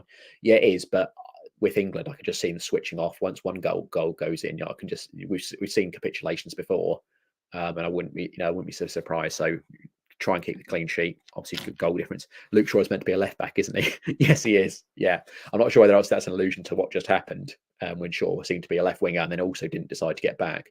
But yeah, it's just absolutely piss poor. And it looks like here, it's halftime whistle, I think. Oh, no, sorry, what is happening here? Oh, he's given a free kick, I think, to England. Anyway, let's get back to your comments. And then extremely. He doesn't push himself properly. Yep. And he was left up front. Yeah, I think that's all to do with Luke Shaw. No idea what he was doing. Shaw is a very good player, and of course, I said obviously in some of those goals he's been crucial to them. But your first rule as a defender is to make sure you do get back and get in position, because otherwise you leave yourself horribly exposed rather. And with Harry Maguire, any sort of player, that's a foul. Yeah, England have got a free kick in a relatively okay position. Mason Mount winning it. I think of all England players, I think Mount's probably the one actually so far. I think who's been piss poor. The other 10 have been quite good actually, all told. And then Elevation Escalade fans just put, sorry to jinx it, but imagine if Iran come back to 3-3. I would be surprised, is what I'd say. But one goal can change it. So if they got at 3-1, you never know what can happen. And it does depend on some real professionalism from England. But I think 3-0, the game's probably gone. In all honesty, I think it has. I think Iran's opportunity to maybe win this might have been like I can't see Iran scoring 3 goals. That might be famous last words, but I'd probably say that Iran would probably win. Obviously, I think Jade went for it, didn't she? At the start of the stream before the match had begun, went for the 2-1 Iran. I think that was probably the scoreline I'd have gone for. Maguire again, fucking hell. It's just so he just stands there, does nothing. So unresponsive. It's unreal.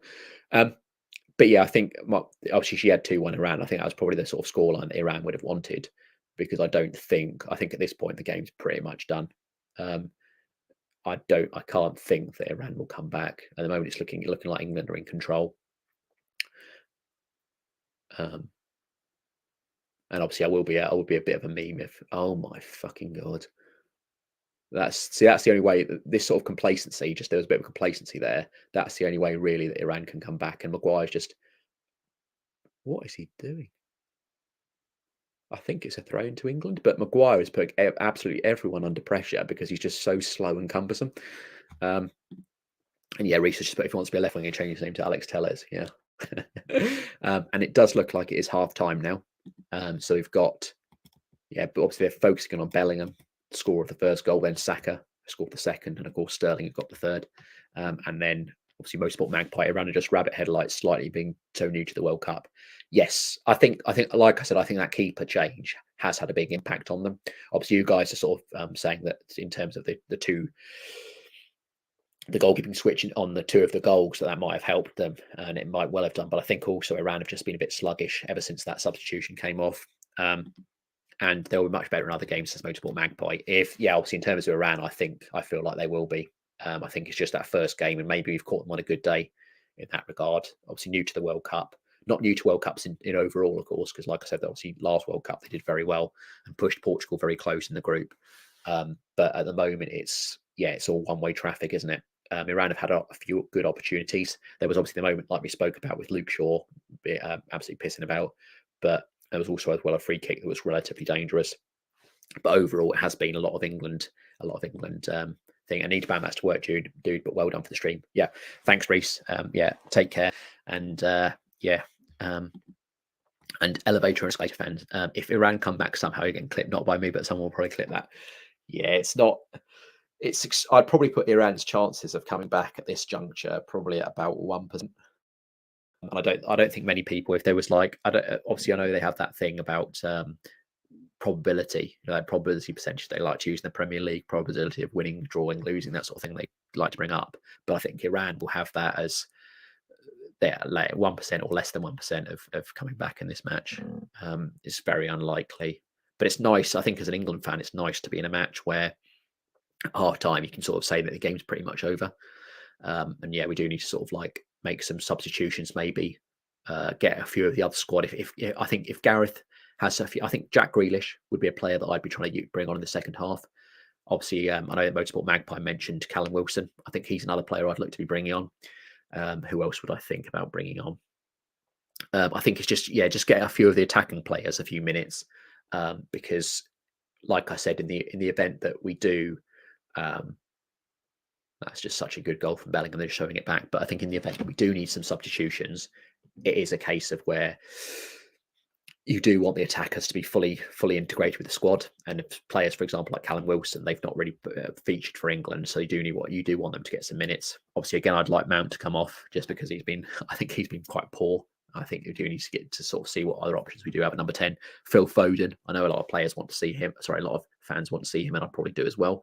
Maybe give him a few minutes in the number 10 role, or maybe put Foden out wide actually and put Grealish in the 10, because I know that Grealish could play there as well. So just give a few different options, but particularly the attackers, like I said, in other matches when things are close, which I anticipate the Wales and USA matches will be, you do want players who are fully integrated, who are ready and spurred on. And that is just, if Maguire's looking for a confidence boost, this assist here for this on this corner is just brilliant. It really is. And obviously Saka's a good finish for him. He's got his World Cup goal. But yeah, Maguire, real good confidence boost from on that second goal with that assist. And then, I mean, obviously, Elevation Escalade fan, I mean, it's the World Cup, it's made for upsets, but I reckon it'll be 5-1 to England. Yeah, it's probably going to be, I'm not sure whether you're sort of saying, I think you're probably saying about this Iran game, and I think it's going to be, I think at this point, England will probably take their foot off the gas. So I'd say probably, 4-0 probably, I think, is the final score from this. I think England will just sort of shut up shop, and I think Gareth will probably make a few substitutions and things will sort of just let off a bit. So I think that's probably what my final score would be, prediction now, after this sort of 3-0. What I would say is that so they're sort of showing the third goal again.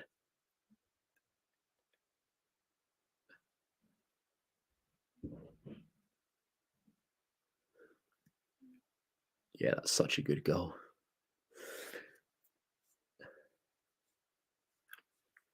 The thing is with Jude Bellingham is that he's one of those players, again, that we do have them obviously every once in a while, but just not enough of them to actually win tournaments. Is that he just looks such a wonderful prospect. Even like a third goal, he's instrumental in there. He's absolutely vital to this. and he's already busting a gut. So even if Sterling misses that opportunity to convert, he's already at the back post to try and convert as well. He's just a wonderful player. He really is. We're very lucky as England, as English people, obviously, or England fans, or to actually have him in the team. But it's obviously going to be hopefully one of his first World Cups of many. And also they're showing as well Buswell's Lodge Primary School as well. That's lovely to see as well. They're showing all of them celebrating around the country. We've also got Brighton as well. They're all absolutely ecstatic. I was slightly more understated in my celebrations, but and again, obviously got Manchester as well. Lots of people celebrating. And then, Doug's just coming to the chat again. 40 minutes added on. That's got to be a record for time added on before half time. England have been clinical. Jude Bellingham price tag is going up and up right now. Supposed to be working. It's. I imagine, obviously, Doug, that there's probably a few sort of England fans as well that will be trying to get over to a television and try and watch it as well. But yeah, we have been extremely clinical. Very pleased to see it with the opportunities that we've been given. And yeah, I wouldn't be surprised. Again, I'll probably see. Obviously, I won't look on Twitter until after this match and stream is finished. But I wouldn't be surprised if there isn't a record that has been set by that. It just seemed to me, again, I'd always put the players' welfare as the sort of most important thing. But it seemed to me that Iran were very slow in terms of like what was going to happen. So I think maybe he should have gone off on the stretcher maybe slightly sooner because that was a lot of injury time, and it didn't seem like they were best prepared for it. And then Jade Souls, can you do more watch alongs, George? I'm really enjoying it. So Doug has it basically what just to answer that, Jade, it's going to depend on my schedule. I do have quite a lot of commitments. I will try and do it. I will try and do some more watch alongs for you guys. I think Doug's obviously said we'll always have to discuss it about doing more England watch alongs. And I think the other two England matches are both at 7 o'clock, I think, in an evening.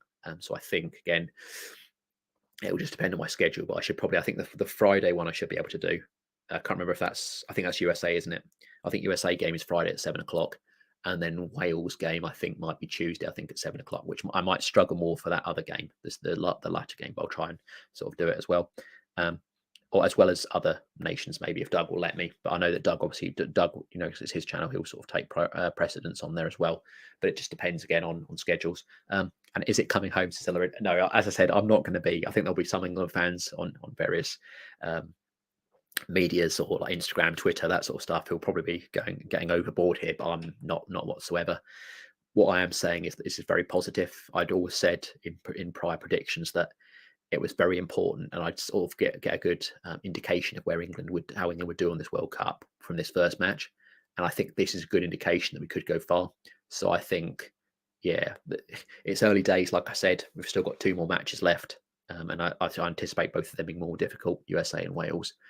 But this is a very, very good start. And obviously, the more goals we can get here as well, because goal difference might come into play, the more goals, the better. And we just have to be more clinical and ruthless in the second half. Maguire hitting the bar, showing that back as well. And then Doug, Jade is more than welcome to the England games. Just needs to let me know about I'm doing that for sure. Yes, as I said, I just have to sort of check with my schedule and obviously let Doug know, and he'll sort of feed back to you, because I know all of you guys are sort of following me on Twitter and YouTube and in the community tab as to what's happening. But I should try and do my best for those ones. And as I said, it just depends on my schedule. And then Aditya says hello. Yes, hi there. Nice to see, obviously, all you guys sort of joining in. Keep your comments coming in. And some Liverpool fans were saying that they want Ambani to own, so I want to spread word about him. Yes, I'm not. Obviously, I'm not. Completely familiar with who is being rumoured to buy Liverpool, but I'm sure that you guys will want someone who is, above all things, concerned about the success of the football club. I think with your current owners, I think there was a period a few years ago where they were very concerned about winning trophies, bringing in high investment players such as Alisson and Van Dijk. And you could say, for example, to Nunes and how much money they spent on him, they still are committed to doing that. But actually, I don't necessarily follow that. I think back then they were spending a lot of money comparatively with other clubs, but now they're not spending anywhere near as much. And we've seen, for example, with Liverpool's midfield, that is in urgent need of reinforcement, which is why we were sort of speaking about Bellingham earlier in the stream, because he's obviously he'd be a very good option to do so. But I think Liverpool's midfield, for example, has been a real area where you want to be playing more players, and Klopp has been sort of relying on players like James Milner and Jordan Henderson, who are not, the players they were a few years ago. So, yeah, obviously above all, you want an owner who's mostly concerned with footballing success, and you want someone who's going to invest. And I think that will be good, good for Liverpool. Even when, to be fair, even when you weren't sort of like heavily invested, Liverpool have always done well in terms of like trophies and tournaments. Obviously, I'm old enough to remember, the 2000s when you weren't necessarily doing too well, like in terms of like league. But of course, you did still, win the Champions League in 05, and even obviously got to the final again in 07. A repeat of for the yes. So as I said, it's going to be extremely interesting who Liverpool get taken over by. But from a Manchester United perspective, I'd kind of want.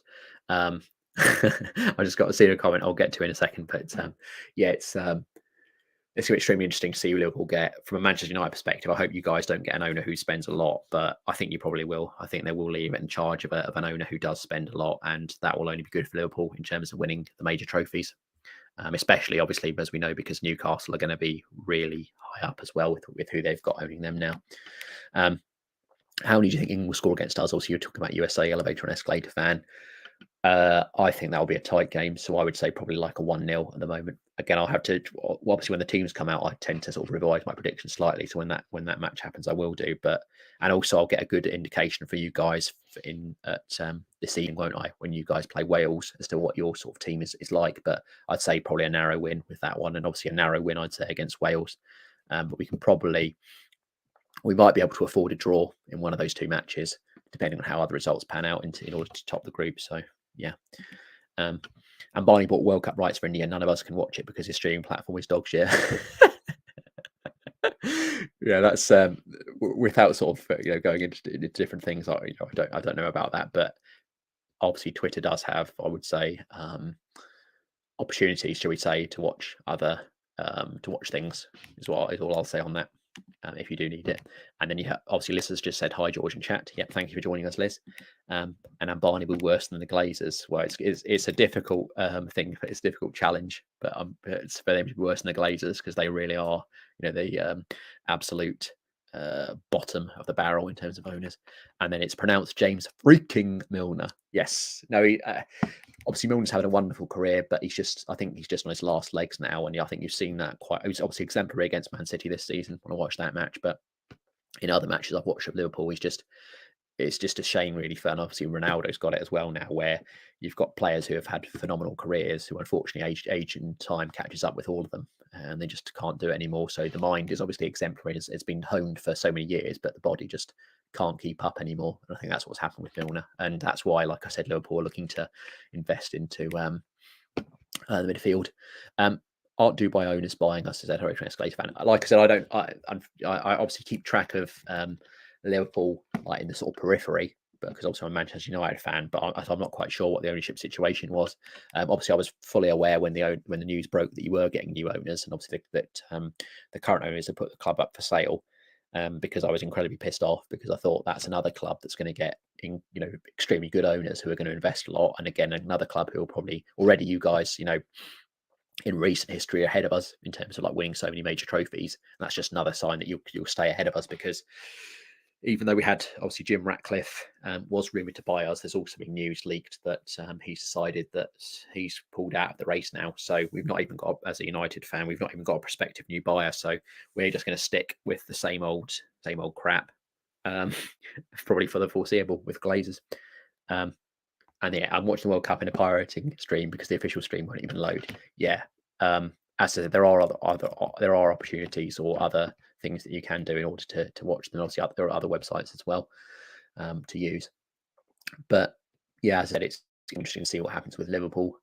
But as I said, the proof will be in the pudding. I think a lot of Chelsea fans were sort of, maybe from what I saw, obviously when Todd Bowley took over, they were very I think they were quite pleased. Obviously, not disappointed that Abramovich had left, but I think they were quite pleased actually with Bowley taking over as a new owner. But that, I don't think at the moment that's been that successful. I think he's tried to put his hand in too many pies. He's trying to be everything in that club, and it's really sort of suffered on the pitch. It's obviously getting rid of Thomas Tuchel for Graham Potter. I don't think there's many people who would argue that Potter's better than Tuchel. I think they should have given Tuchel more time. but clearly maybe he wants more of a yes man, which I think Potter might be than Tuchel. And yeah, at the moment it's just not gone well. So we just have to. It just remains to be seen whether he can get someone in who's more shrewd with the investments. Because again, we know with Chelsea they invested a lot in the summer. It was just in the wrong players. I think Sterling's not necessarily hit the ground running. Koulibaly looks like he's over the hill, and it looks like he's totally out of his depth. He's been really, really poor. Cucurella suffered with injuries and has not been that good. And they've actually had to use. I think it's Lewis is the name, isn't it? The one that's the new left back, Lewis Hall, I think, the new left back from the academy, and he's been an absolute revelation. But they wouldn't have anticipated doing so because obviously Chilwell getting injured and Cucurella having his injury problems as well. So, and yeah, Ditch just said Liverpool fans will miss FSG when they leave. I don't know enough, unfortunately, on that one, Aditya, in terms of I can only sort of speculate on what I read on Twitter, and there's a lot of fans I think who have been who are both sort of like happy about them as owners, but I think a lot of them have actually said that they're one of the reasons why you guys have maybe suffered slightly. So yeah, so I can't really comment too much on that. And then Elevation Escalade fan, Kane will score a brace in the second half. Mark my words. And Doug said, any games you want to do tomorrow? I can only do France versus Australia tomorrow. So you have Argentina versus Saudi Arabia, Mexico versus Poland, and Denmark versus Tunisia. I think, can't remember the order of the games. I will have to see on that one, Doug. I'll have to get back to you on it because Tuesdays, the only issue with Tuesdays is that I've got, I probably will have other commitments, but I will see what I can do for you. It's more likely going to be just on that as a brief thing. It's more likely going to, what is happening here? Jesus, that was lucky. Right, Iran have clearly got a rocket up their arse from Carlos Quieroz because they've absolutely pressed the life out of Jordan Pickford. God knows what he was doing as well. Yeah, I've no idea what was happening there. It was just absolute trash by Jordan Pickford. Anyway, yeah, so I think Thursday and Friday, actually, Doug, just to clarify, would probably be my better days to be able to do a stream during. If you in terms of, I don't know what matches are on there, but those 2 days maybe might be slightly better. But Tuesday, I think I probably couldn't do. And obviously Wednesday, I've got other commitments as well, I think. So yeah, it's just been quite difficult. This was obviously a match I specifically booked off because obviously it was England. So and I couldn't, obviously the other 7 o'clocks I could probably watch, but this was the one match that was in the actual daytime. And famous last words from Mackwell, he predicted 1-0 1-0 Iran. Come on, attack them. Oh, that is truly good. What I would say about Iran, and I'm surprised about this because Queiroz is a very good manager, is I'd say that they are very disjointed actually in defence. There's a lot of times where England get through them quite easily now. I think, yeah, and that can obviously happen as well though in matches when you're trying to chase a game and you're that far ahead. That can mean that you're obviously, even though you're trying to keep, he's offside. Yep. Who is that's just played that ball? Anyway, and then obviously Elevation Escalator Fan 6. I predicted the other games: Senegal 1-4 Netherlands and USA 1-2 Wales. We will take the lead and explode, but Wales will send us back to earth with Keith Moore and Bale scoring. Yeah, I think the Dutch will start strongly. I think Senegal, like I said, Mendy and Koulibaly. Come on, play it.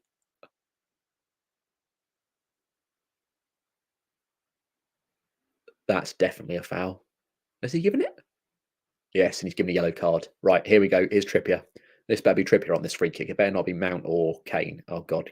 Mount looks like he's about to get the ball. Please don't let Mount or Kane take it. Just give it to Trippier. But I'm willing to bet that Kane pulls rank and decides that he's going to take it. And this is where as well, when I get again another meme as Kane blasts into the dark corner, and then no worries from Doug. Yeah, as I said, it's just specifically this day I could do, and that's why I sort of offered it because, yeah, I was obviously booked off because it was England playing. So, but yeah, this is opportunity now for England. At the moment on my system now, on the BBC, it's Kane's just being seen to by the medics. Hopefully he's okay. This is one of the players that England I think can't really replace. I know Wilson's a good player, but I think he's more of an impact player. And I think Kane's sort of a bit of a talisman for England. So hopefully he's going to be okay. To be honest with you, it looks quite innocuous. I think he'll be fine after a bit of the magic sponge. Southgate's looking. Oh no, actually. Oh, maybe not. Because the one thing that we all know about Kane is he's got glass ankles. So, and that's probably about where the weight fell on him. So this could be the time where he's going to sort of struggle. Wilson is sort of limbering up, getting ready to play. Let's see. Yeah, I think Kane's all right. I think he's just sort of walking off, and he's sort of jogging as well. So it looks like he's going to be okay. It looks like he just needed, like I said, a bit of a magic sponge. But it looks like he's all right. But yes, a free kick for England. I haven't quite yet seen who's going to be taking this. Maguire's decided he's going to be. Oh fucking hell, it's Mount. Who's going to be? He's decided that he's just let. Where's Trippier in this? Oh, I think it will be Trippier.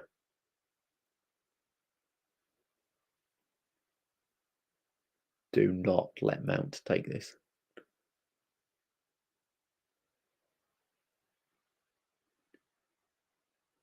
Yes, it's going to be Trippier. Good. Come on, Trippier, you can score this.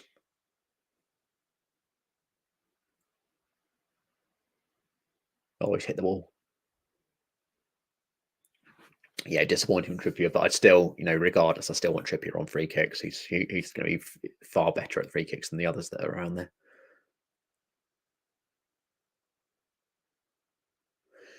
Yeah, England are taking the piss a bit now. That's another foul. What the hell's happened here? Why is he not giving a free kick? Oh, it's Trippier as well, one of our best players. I'm pretty sure that was a free kick, ref. Oh, fucking hell no. Oh, great. The one player I don't want to see, one of the only players oh, that is nasty. How is that not a free kick as well? For some reason, again, I think obviously the referee decided to play on, but actually the ball went back quite considerably, so he should have probably given a free kick because that is a horrible tread on Kieran Trippier's toes. That's definitely a free kick. Luckily, Trippier's got up, and oh my lord, what have we got here? So we just got a bit of a shot of the crowd as well with the England flag painted on on his naked torso. But looked a very happy individual. So we'll still see what goes on with there. Come on, England. Yeah, this game is really sort of. I think the estimations in terms of the score. This game has really sort of died a bit of a death now.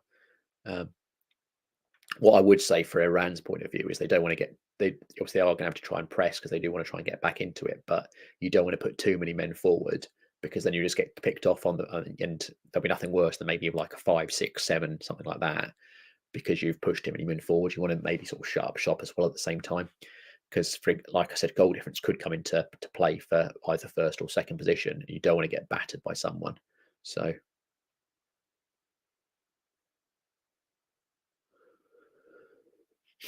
yeah, England are very, very, very comfortable in this match. It's not very. It's very, very dead at the moment. Actually, I think players are sort of going through the motions a bit. Oh no, Pickford's deciding he's going to start pissing about now with the ball, but now he sort of hit it. And yeah, just catch up on a few comments as well. So, Elevation Escalator fan, Trippier should be taking the free kick. Scored now, what, 3 goals for Newcastle free kicks? Yeah, in 2022. Yes, 100%. And like Ward Prowse, yes, he is. Like I said, can't speak highly enough of Trippier. I think he's a wonderful player, very underrated. There's in many ways you could argue, and I would as well, that he's the best right back in the league. Come on, obviously. Oh bloody hell, that was close. It's just one of the things I like is that it's so refreshing watching Bellingham because when you see Rice and Calvin Phillips, neither of them are like skillful or try things or attacking in any mindset. And Bellingham is just as a breath of fresh air. He really is. It's just so nice to watch a player who can go round players and who has actually got skill and technique on the ball. But Trippier's got another corner. But Iran have defended that one very well. Come on then. Oh, bloody hell. Yes, then you sort of get an encapsulation really of what I'm talking about in terms of the difference between Bellingham and Rice and Phillips. Because Rice, what that was just poor, shall I say? And then elevation escalate found it's for around. It's about keeping the shape. They don't want to concede more goals because goal difference in a second. They're not going to get back into it, so they need to keep up the shape. Yes, exactly I'd agree with that elevator entirely. Yes, but another free kick, another corner rather. Sorry, from Trippier. Um, and that one's evaded. I think it was Maguire again going for it with his bombs, but no sort of technique or anything. Cross it then. Cross it. Oh my, what is happening here? Go on, cross it. Oh. Oh no, it's absolutely terrible cross. And very good. Yeah, Iran have got very, very sloppy at the moment now. Even they just took. They're trying to get on with the ball, to get game too much. And this is going to play a bit more into England's hands, I think. Oh, look at this. Captain Maguire. Go on, go on, go on. There's got to be. Go on, score, you idiot. Oh my, that is truly atrocious.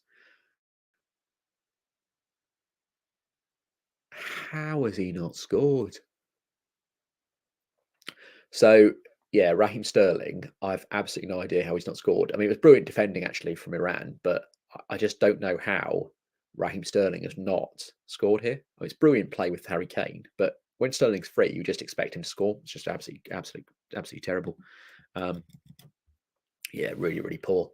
But yeah, I think there are more goals in this for England. I'm not sure when Gareth Southgate's going to make some substitutions. I'd say maybe 70-minute mark. I'd say that might be an opportunity for him to do it. But yeah, it's all sort of one-way traffic at the moment. I think England a bit complacent actually in defence, but Iran don't seem to have don't seem to be able to take advantage at the moment. Another corner for sure. Go on, head it. Oh, that's terrible. That's definitely a free kick. Yep. Climbing again. Not sure which player that was, but absolute crap. Oh, it's Mount. Yeah, no surprises. Yeah, as you can tell, I mean, I've already said it multiple times, but Mount is definitely not a player I'd rate. And again, he's absolutely lack of guile there as well from him. But yeah, England have done. It's very much a game over now. What have we got left? About 35 minutes maybe, and already we're sort of like Maguire. I'm not sure whether he actually means to do. Oh my lord, what has he done there? Maguire's just he's tripped. Oh bloody hell! Yeah, Maguire just decided to do what he normally does. And again, a lot of people who who don't watch Man United matches every time, like all the way through, won't realise this. But Maguire actually invites pressure. It's almost like he has this. He just feels like he's invincible all the time. He's like Boris, isn't it, from Goldeneye? Feels like he's invincible all the time, and he just pisses about with it. Um, but yeah, that's the only way is that sort of complacency, which Maguire, to be fair to him, is a big um, proponent of. What is? Yeah, so this game has devolved a bit slightly. I think all the England players just playing through the motions, and as I said, we're going to see whether Southgate makes any subs. My prediction in terms of first substitute minute is probably going to be 70. I think that'll probably be there, which is too late in my book. You probably should do it about in the next few minutes. Should start making subs. Give at least every player about half an hour. One of the substitutes half an hour. But it's Southgate, so he always goes really, really late. So I'd say about 10 minutes you should do it. I mean, there was also the argument as well that can't score. Oh, it's so poor again.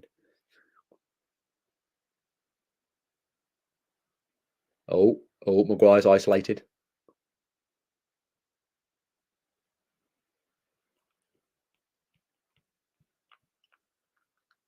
Not sure what the referee's indicated there. Handball, I think. Let's have a look. Oh, yes. Yeah. Correct decision. Well, nice eagle eyes from the referee. And then they're very translated fan. I think England fans will be chanting it's coming home, but there's someone like France putting down to planet Earth. Yes. It's more likely on that one is that because obviously the way that the groups will go, it could be Ecuador. I mean, obviously we spoke about that as well in the early parts of the stream. Come on, score. Oh, he's just bloody Luke Shaw, so aimless. Yeah, there are opportunities here to score more goals. It's just England, that final pass at the moment in the second half has been poor, because really we should maybe have got opportunities to score another couple of goals, but the passing has been very, very poor. Just on that, just in terms of what nations we can face, it might even be Denmark in the quarters. But I think second round, even like whether it's Ecuador or Senegal, even they could cause us problems. And as I said, even this group, Wales and USA, you'd expect England to get the job done against both of them, but obviously in terms of the emotions that are running on the games, both USA and Wales will be absolutely determined beyond measure to get to beat England. So and also they've got players. I know both of those teams have real players, a lot of players as well to hurt England, and especially if Southgate's lulled into this false sense of security by having Harry Maguire have a good performance today, because I think against good teams he's going to really struggle. But I think today he's had a bit of a day off.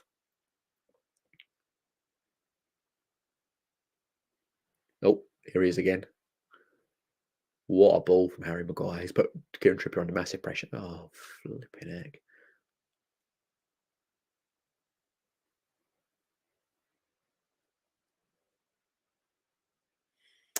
Yeah, this is England have this game is really sewn up. It's sort of like, I mean, we sort of spoke about this at half time as well, that this might be the other game sort of transpires, but England have really taken their foot off the gas. Pickford's whining about something.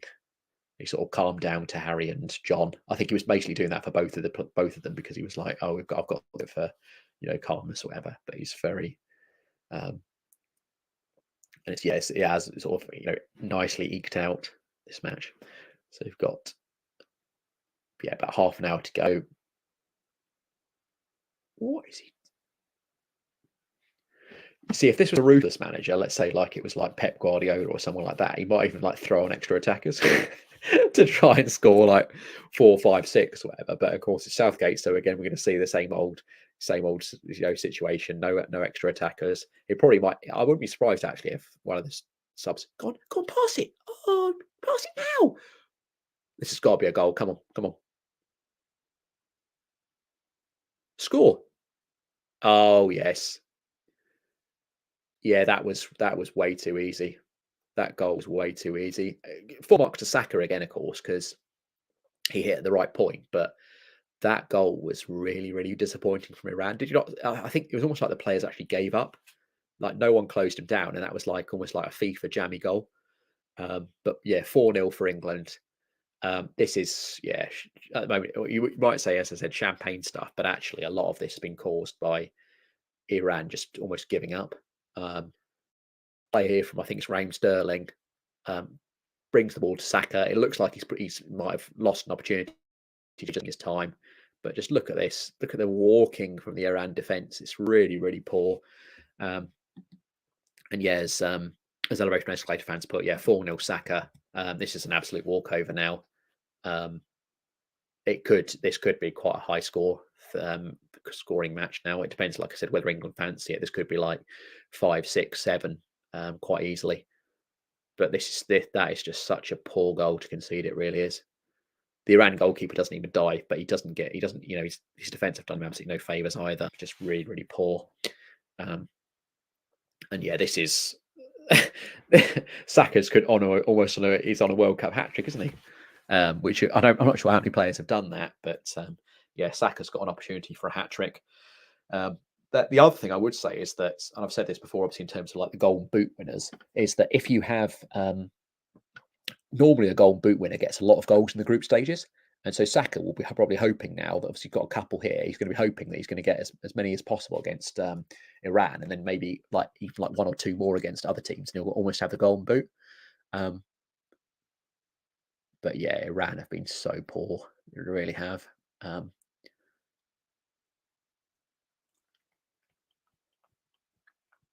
England are taking the piss now with these passes. Go on, get it through. Get it forward. Forward quicker. Yes. Oh, that's brilliant. Oh, Sterling, that was such a poor touch.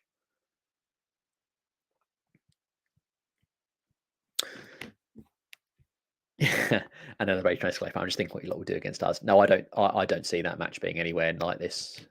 I know it could be, but I don't think so. I think America have got lots of good. Oh, he's actually doing it. Oh, what the heck's he? Oh my! Why has he taken off Bukayo Saka on a hat trick? He hasn't, has he yet? I think he is going to take him off, isn't he? Saka's on a hat trick, and he's like, right, let's forget that. Let's forget that he's on a hat trick. Let's just take him off. In no way should Saka come off here. By the way, he should take off Mount. That's fair enough because Mount's been crap anyway. Take off Sterling. I think he's been okay, Sterling, but he's been good in moments, but he's also been a bit wasteful at some points. And then take off. Oh, and there we go, 4-1. Wasn't that actually? Was that not what you predicted, though, Escalate fan? Was it 5-1? I think it might actually come true. I can't. Let's just go back on the chat. Where are we here? This just shows some really put, and it's obviously it's Maguire's side. Let's just have a look at this again. What is Maguire doing? He's seen the player. He's seen where the danger is. Let's have a look.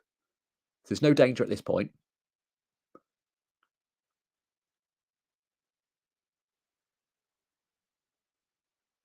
Yeah, that is absolutely. Yeah, 5-1 England you put actually. Rachel Escalate fan, I scrolled up while I was doing that, but that was all on Maguire, by the way. He literally stepped up. Maguire stepped up at the completely the wrong time and just didn't even mark the man. That's the sort of thing that Southgate needs to watch and make sure that he gets Maguire out of the team because that's absolute crap. Obviously a good goal for Iran. And yes, there were loads of coming home shouts. Chance obviously, yeah, the 4-0, but obviously now 4-1 because that's just diabolical for Maguire. It really is. I still think Wales beat England, Jade. Yeah, very well could do. But what is Maguire pretending about now? Bloody hell, he's gone down. And I hope England score one more. Yes, Elevator Escalator fan, you'd be completely correct. Obviously, I think you said 5-1, didn't you, at half time? So that'll come true if England get one more goal. But that defending was diabolical. It really was. I'm not sure whether Maguire's gone. I need to watch it back to see what actually happened. But I think Maguire was just. What is he? I think he might have just gone down with embarrassment. I'm not sure whether anything actually happened to him as to why he's down. I think he's just sort of like he's realised that he's at fault for this goal and he's gone down. We'll have to wait and see. There's no replay forthcoming, but Iran are sort of like having a little huddle. They might think they can come back, but I think 4-1 it's extremely unlikely. But strange things in football have happened. But yeah, Maguire's down. Not sure what's happening here. I'm not sure whether. And who have we got as his replacement? Bloody Eric Dyer that's coming on. So yeah, it does look like Maguire's not going to be able to take part in any extra stuff. I'm not sure quite what happened to Maguire, but it looks like he's got injured some way. But for me, it looked like he was totally at fault for the goal and has gone down. And he's going off. So, yeah, obviously England, it looks like they're going to make 4 substitutions. Looks like Rashford's coming on, Grealish, Foden, and Eric Dyer. And Maguire's, yeah, come off. And I'm not sure what's happening here, really. I don't know whether Maguire's just going to take himself off because he doesn't want to be in the spotlight anymore. I think it, or it's just, like I said, what is he saying to Eric Dyer here? Yeah, I'm not sure with Maguire. I don't know whether he's going to. I wouldn't be surprised, just as a prediction here. I wouldn't be surprised if he doesn't take himself out of the England lineup entirely. I think always going off the actual field as well for treatment. So I don't know whether that might mean that he's not going to play another further part of the tournament. But yeah, it's disappointing, obviously, for Maguire. But he was ultimately he was at fault for that goal. And yeah, it looks like England, like I said, obviously they've brought on Dyer, but it's going to be the 3 attacking players very shortly. So you'd anticipate, obviously, 3 players around Harry Kane are all going to be the 3 players that get substituted. You probably see Rashford, I'd say, on the left, Foden on the right, and Grealish in the 10. But he might choose. I think those players are all quite fluid as well, so he might choose a different arrangement of them. They're all going to be hoping for goals as well at the same time. And actually, the way that it's all worked out in terms of the goals, it's almost going to be the 70th minute for Gareth Southgate's attacking substitutions, which is what I predicted. But I think it's been slightly impacted. Dyer actually, in fact, has not even been allowed on yet. So England are playing at the moment with 10 men. Maguire having disappeared down the tunnel. and Iran are trying to take advantage of that. No idea why England haven't got players back. Iran really are trying to take advantage of it. What the heck was that? Come on. Yeah, that's diabolical. Pickford's done his usual, is doing his usual shouting, um, screaming at the defenders. No matter what happens, that's always what he does. And yeah, Pickford, I think, is furious. Yeah, that it's allowed that the substitutions haven't been made. He's trying. Yeah, he's frustrated that Eric Dyer wasn't allowed on, which I kind of agree with actually. But yeah, it's going to be interesting on Maguire. Like I said, I think that's the real sort of takeaway is that he was found wanting in that moment. England are going to need a strong, solid defensive base if we're going to do well at this tournament. And Maguire, as I spoke about, I think most people actually do feel this as well. He's a bit of a weakness for England. What I would say though is that Eric Dyer, if that is Southgate's automatic replacement for Harry Maguire, I don't think that's correct. I think Dyer is also another player who always has a mistake in him.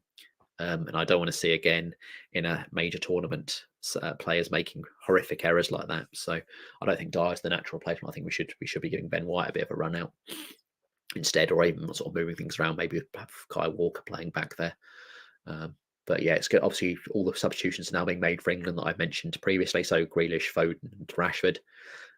Saka's gone off. Obviously, he'll be, as I said, incredibly disappointed missing out on the chance for a hat trick. Also, chances maybe to get got a few more goals if he's got aspirations of the golden boot. So yeah, Saka, Mount, Sterling, and Maguire have all gone off, and Rashford, Foden, Grealish, and Dyer are all on. So yeah, widespread changes for England. The game's pretty much won. Obviously, even with that goal, that consolation for Iran. Come on, here's the opportunity.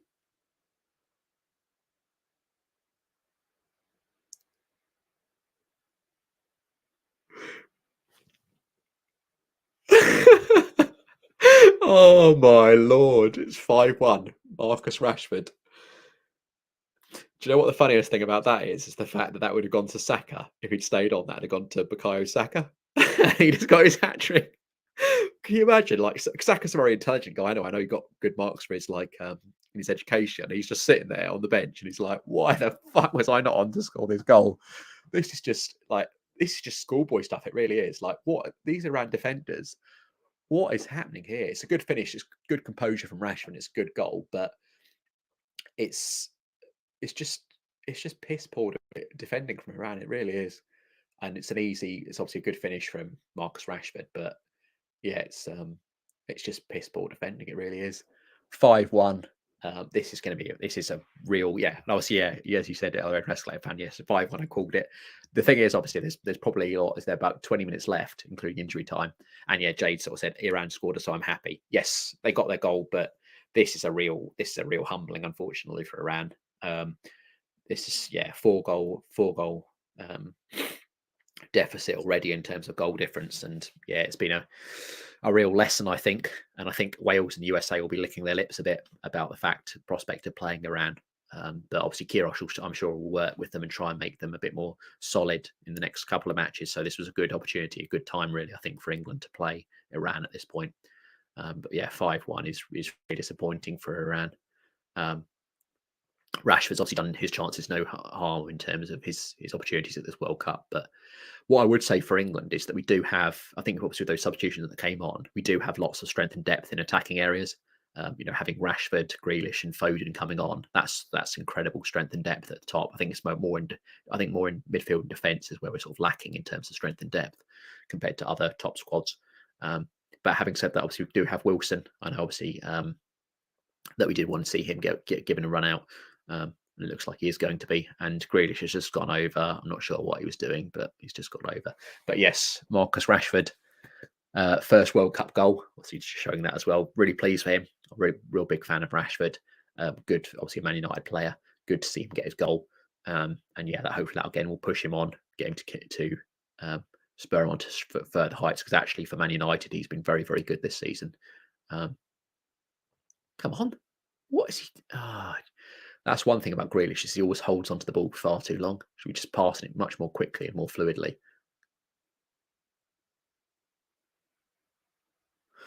But yes, there are opportunities for England. We might see.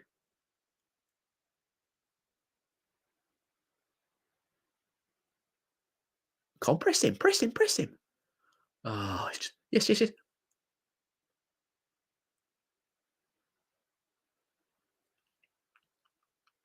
Right. So I'm not quite sure why, but and then elevation escalator. I thought a goal song was coming home, but no, it's Saka's on fire and defense is terrified.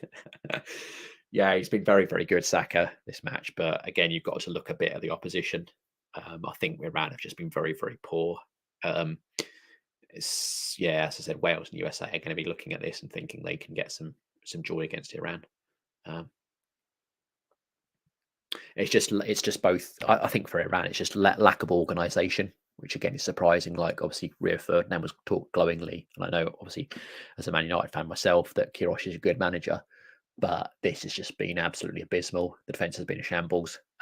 It's not only has it been disorganised, but also every defender's almost been slow and sluggish to try and get to the ball. But what I do like about what Southgate's done, it's slightly later than I would have anticipated, but I did say then the attacking third is where I would have made the substitutions at half time. And that's exactly what's happened. He is giving those players the opportunity. And like I said, they're going to be hopefully good impact subs later on in this World Cup as things progress, because there will probably be times when England are in dire straits and need goals. And that's when you need these players to be integrated, ready to come on as well. And then, and then Jade Self said, I saw the Iranian fans have a sign up saying it's not coming. You've got Harry Maguire in defence. Yes, yeah, that can be a sort of like, hopefully not a sort Southgate dies upon, because I think Maguire does need to. I'm not sure, obviously, in terms of that state of when he went off with his injury, but that is something that may need to change. That we do need to bring Harry Maguire off and obviously change things up in that regard, because he's not, he's not really performing at the moment. He's in a bad strait, and obviously he was the main culprit as to why we conceded that goal, playing an offside trap when none was on, and also just letting go of his man for an easy opportunity. I think Stones it was that came across, but you can't come across that quickly. Obviously, the goal's already been scored, the ball's already gone past him. And yeah, that is leaden as anything from Foden. It really is, that touch. Oh my lord! And it's no surprises again. They're sort of targeting that right-hand channel as Iran would look at it, and obviously left-hand channel for England, because Luke Shaw has been extremely lazy and reticent in his duties. But also, obviously, we've also had both probably our worst players, obviously Maguire and Dyer, that have been playing there. And then elevation escalator fan sod in Group C, guaranteed in my opinion, Poland will beat Mexico but lose to Saudi Arabia and Argentina, and Mexico go through. Yeah. It's possible. Like I said, it's difficult to say really. I think only once you've sort of seen the first match can you really get a good grasp of where teams are at. I was sort of thinking that Iran would be, again, we've sort of spoken about the goalkeeping injury, which might have thrown them off a bit, but I was expecting Iran to be, that doesn't excuse the poor organisation of the defence. So I think only once you sort of see a team in full match mode do you actually know what they're like. But I think, England is still not a truly accurate representation. I think because Iran have just been very, very poor. But I think England have got no, this is just a good result for England and a good match. And they've, like I said, blooding the other attacking players is always nice to do, and that's what they've been able to do. But this is almost like, oh fucking hell, Foden. This is almost like playing football at walking pace. It really is. Foden and Grealish are just, obviously it's the Man City way, isn't it? But they're just hogging the ball. Go on, pass it, you idiot. That was piss poor from Rashford from that cross. I'm not quite sure why he didn't just lay it out wide to Kieran Trippier. But yeah, this is just one-way traffic now from England. Yeah, it really is almost like a training match at the moment. Game is done. We've only got about 15 minutes left, probably including injury time. And England have sort of shut up shop, which is good news for Elevator and Escalator fan, because his 5-1 prediction will come true if it stays like this for the next 15 minutes. But yeah, I think overall at the moment, I think there have been a few areas though of concern for England, even against Iran, which is, like I said, that centre-back position next to Stones. I think whoever we have there, what is Rashford trying to do there? Whoever we have there at the moment is a weakness, because clearly he quite likes Eric Dyer as a replacement. I think obviously Harry Maguire as well, but he should be going with someone like Ben White, who's more astute on the ball. Eric Dyer again looks like a bit of a weakness, so that's an area of improvement. And I think it's not only that, but it's not helped by the fact that whilst Shaw's been good offensively this match, defensively he's been very, very reluctant to do his duties. It's almost like he feels like he's been given one instruction, which is to stay all the way pinned up the top of the field. But unlike Kieran Trippier, who's a phenomenal athlete, Shaw just decides to be lazy and just stay up there all the time. And obviously, I'm a Man United fan as well, so I've seen him do that quite often for Man United as well. So he's just bringing some bad habits into his England shirt. But yeah, I'm not quite sure what's happening now with Iran. Looks like they're just waiting for a player to.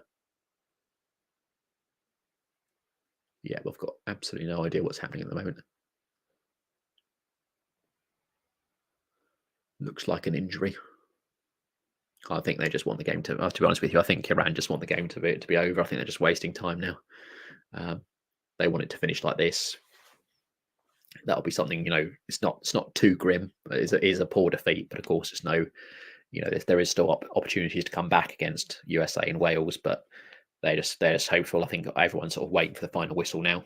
Apart from, I suppose, some of the England players will want to get goals. They'll want to get in amongst it. Obviously, if they haven't scored for England or haven't scored too many goals for England, they want to get goals and, improve their scoring touch ready for their following matches. Obviously, Rashford has done so. He's got a goal now at this tournament, first World Cup goal, coming off the bench. But I think there's obviously other players. Foden will want to maybe get in among the goals, Grealish as well. And yeah, definitely Wilson, of course, as the striker, because you do want someone to get in amongst it.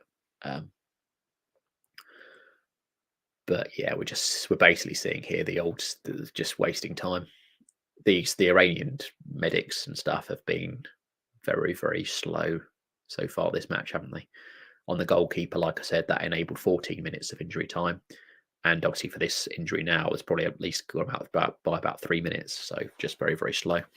And then obviously we've got a comment from Red Zepp. England looking good as a team, should go far. We should, but only because obviously we've got a good squad, but also I think, like I said, mentioned at the very start of the stream, we've got a very favourable path to quite far in the tournament. Obviously, we're going to play whoever. If we do top this group, we'll play whoever becomes second in the Group A. So like that will probably be either Senegal or Ecuador. Sorry. So either of those two teams you'd probably fancy England to beat, and obviously quarterfinals would probably be someone like Denmark, again, who we've got a good record against, and obviously semi-finals probably when you first hit a real stumbling block, which will probably be someone like Uruguay or Portugal.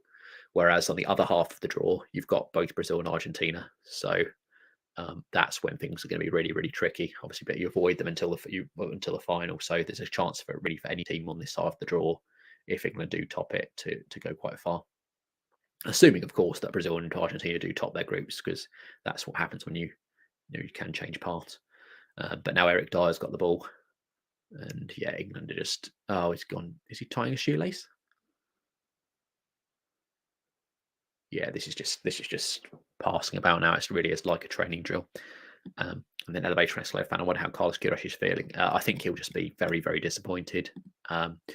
This is a poor showing from Iran. And he'll just be frustrated and, like I said, probably impatient now to get them in get them training and improving, ready for the next match. Which I think, like I said, I think it's going to be against Wales for them, because I think our game against USA is the second one. So I think they'll be playing against USA in the second match. Sorry, against Wales, I should say. Look at that terrible, terrible ball from Phil Foden.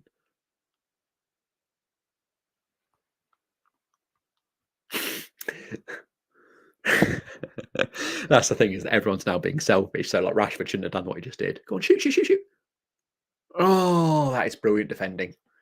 Everyone in England is trying to score again, but Rashford's just like, you look at him, he's like, oh, I can smell blood. I need this extra goal. He's just like, what? He's kind of shooting all the time. And then obviously Elevate Nescliffe fan, I reckon England will get to the quarters and lose to France maybe, or Denmark, depending on who. Yes. So that's obviously the big thing, isn't it? Is who's going to top Group D. But I think a lot of us are thinking that it's going to be Denmark. But France could do. But I think France have lost so many players now, and I think they're coming into the tournament in quite poor form. And I think midfield wise, obviously without Pogba and Kante, I think they are lacking a bit. So that's why. And obviously Denmark, the other thing is that Denmark have got, presumably, yeah, he's going to stop it. Good. Um, I think this will take ages as well to sort out, by the way. I think this player, oh no, he's not. Oh, good. I thought he was going to go down and we're going to have to wait another 10 minutes for the medics. But that ball from Foden, they're just showing it back as well, was absolutely crap. Really, really poor. But yeah, in terms of France, like I said, I think a lot of us are just thinking that it's going to be Denmark that top Group D. So it'll be Denmark in the quarters, and obviously we've got a good record against them. But yeah, France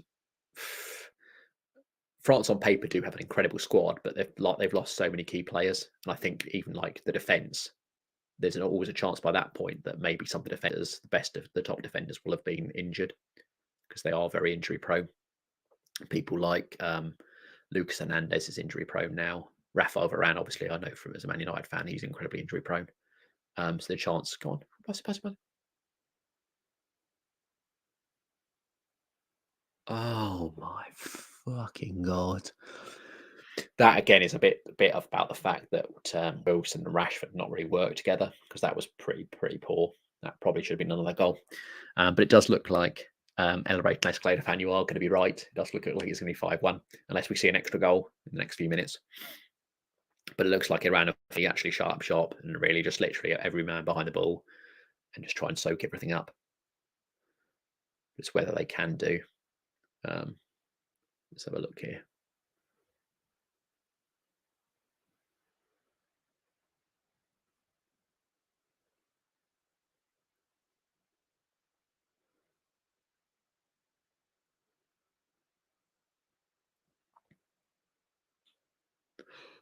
Shh. Oh my! What is he doing? There's too much. Oh my god! Rice is poor. Right, from an England off, with constant pressure from England, and then he's just decided. That is so poor by Declan Rice. It really is. It's just a typical Declan Rice moment, because he's decided to piss about and lose the ball. Come on! There's a break on. Come on! Oh, he's just go on, run Wilson, kill him. Oh, just so yeah. I thought Wilson was like busting a gut to try and get to it, but just couldn't close down the goalkeeper enough. No, it looks like it's offside anyway. I know, England free kick, yeah. But yeah, only a few minutes left. Obviously, this match, I think everything's all sort of squared up. Won't be too much injury time, I don't think, in the second half. Obviously, we did have one of the players down for a bit, so I'd probably guesstimate at about 3 minutes injury time for the rest of the match. But yeah, it's been a very, very good win. Yeah, it's going to be 5-1. England look like they're taking the piss now. Come on, Grealish, run.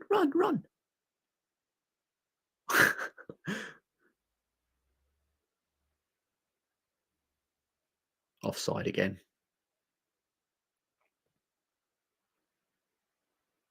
What the fuck's he do?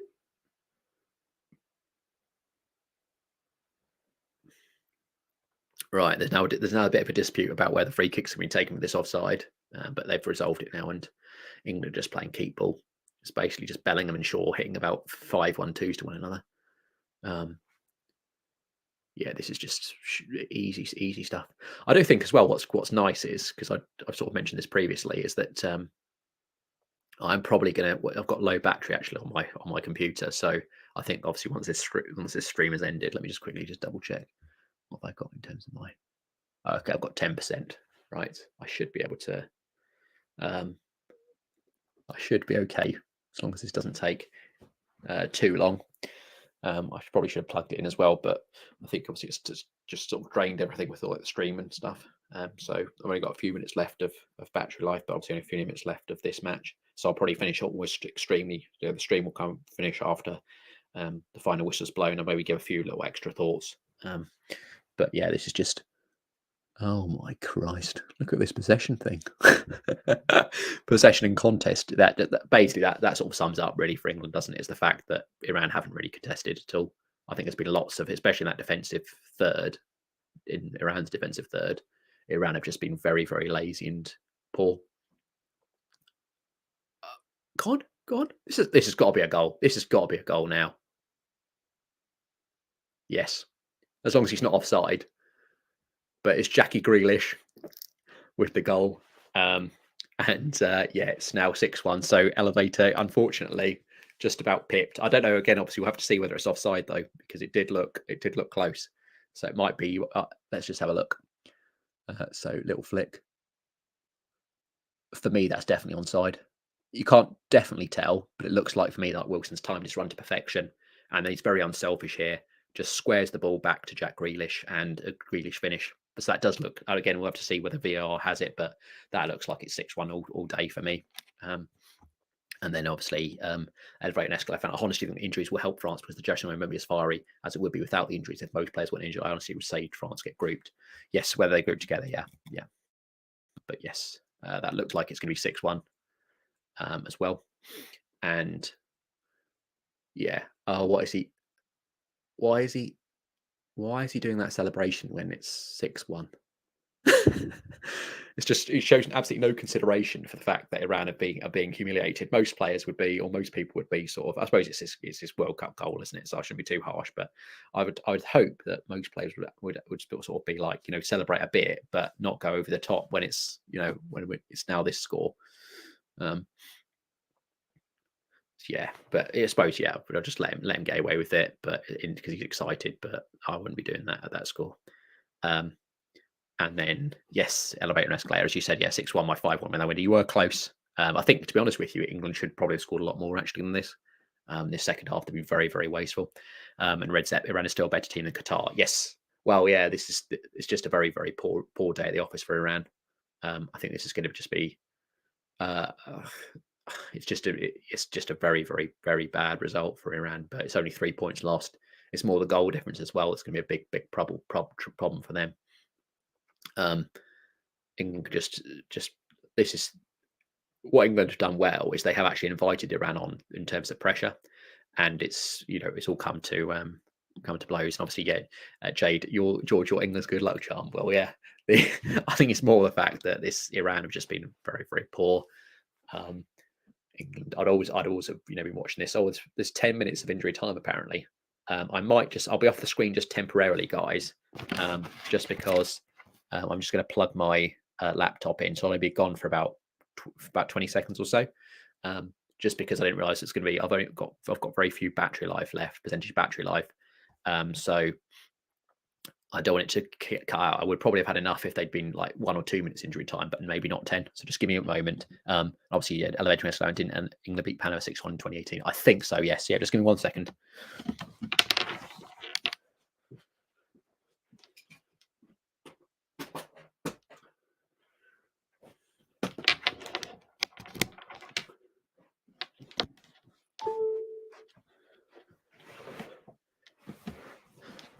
Okay, guys, sorry about that.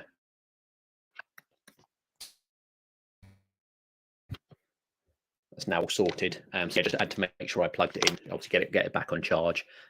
Because as I said, it might have run out. Obviously, with it being 10 minutes injury time. And then obviously, Elevator and Escalate fan, 10 ad minutes. Yeah, it's quite a lot. There must have been again some more injury time that I wasn't sort of paying attention to. But that's a lot. Again, if we think about obviously what Doug said about the 14 minutes injury time being a record in half time, I think maybe like 24 or whatever it would be for overall. Come on, Grealish, come on, get there. 24 would be a bit of would again probably be a record overall again in terms of injury time in a specific match. Oh, bloody hell. That's just England have got opportunities then in this next 7 minutes, maybe to get another goal or two. Maybe they want to score, get a few more players involved. Obviously, so many different scorers today. Saka. In fact, it's so many goals you can barely even remember them. But obviously Bellingham getting the first, Saka with a couple, Rashford with a goal, Grealish with a goal, and Sterling with a goal. Yes. So obviously not quite that order, but obviously a lot of different scorers, a lot of different confidences. And Elevator Escalade fan, if you split the 3 second half goals and scored and gave them to Iran would be winning 3 and 4. Yeah. they've just been. Oh, what is Grealish? I think that's a foul. Yeah, I think even the referees, to be honest with you, he's got a bit bored of Iran. He looks like the game's almost over.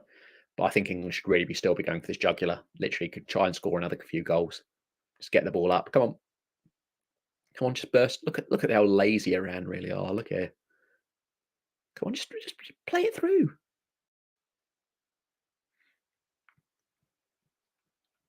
Iran, it's very rare that I see a team completely give up like this. By the way, that's probably one of the worst things. If you're like an Iran supporter and you're watching this, you're just like Iran are just walking about. There's almost like no professional pride, which is a real shame. Ultimately this is like the World Cup. This is your opportunity to showcase yourself, and they're just walking about. And they've been doing that for quite a while actually. I think after half time there was a brief sort of flurry, but then after that they've been really poor. And England have obviously they've capitalised, but Iran have just been really unprofessional in my view, in my books, and just really sort of giving up.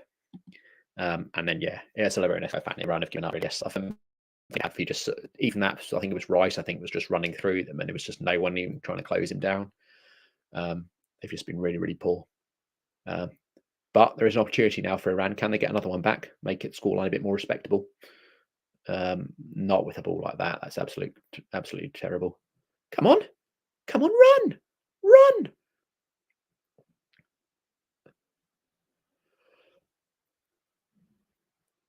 Phil Foden, absolutely trash. no composure on that ball whatsoever, and just very poor.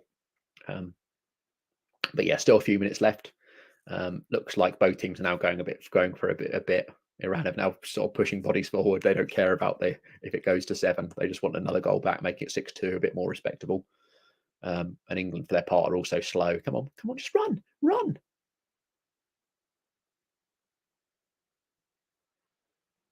That's got to be a yellow card, by the way. Is he going to give a yellow card? You see what I mean, though, about Grealish here, just on this one. Obviously, he's been fouled by this here when he's on the break, but he just takes on players so nicely. He's just such an incredible player. And so we do need to see a lot more of him, I think, at this World Cup.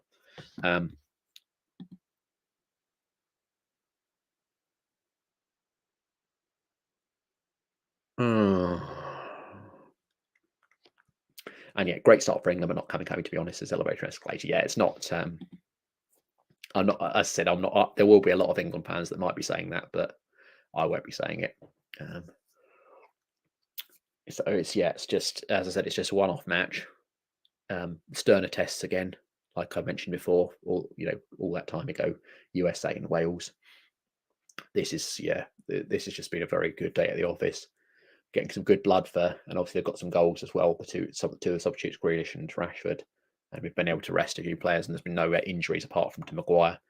We'll have to wait and see what his prognosis is, but I think Southgate does need to look at changing up those two centre backs. I think that is where our weakness is at the moment, because I think everywhere else we're quite strong. I also think that when Maddison has fully recovered from his, obviously coming back from his bit, he needs to try and come in at the 10, because I think Mount, like I said, Mount and Maguire have both been. Oh, here we go. It could be 6-2. That is very lucky.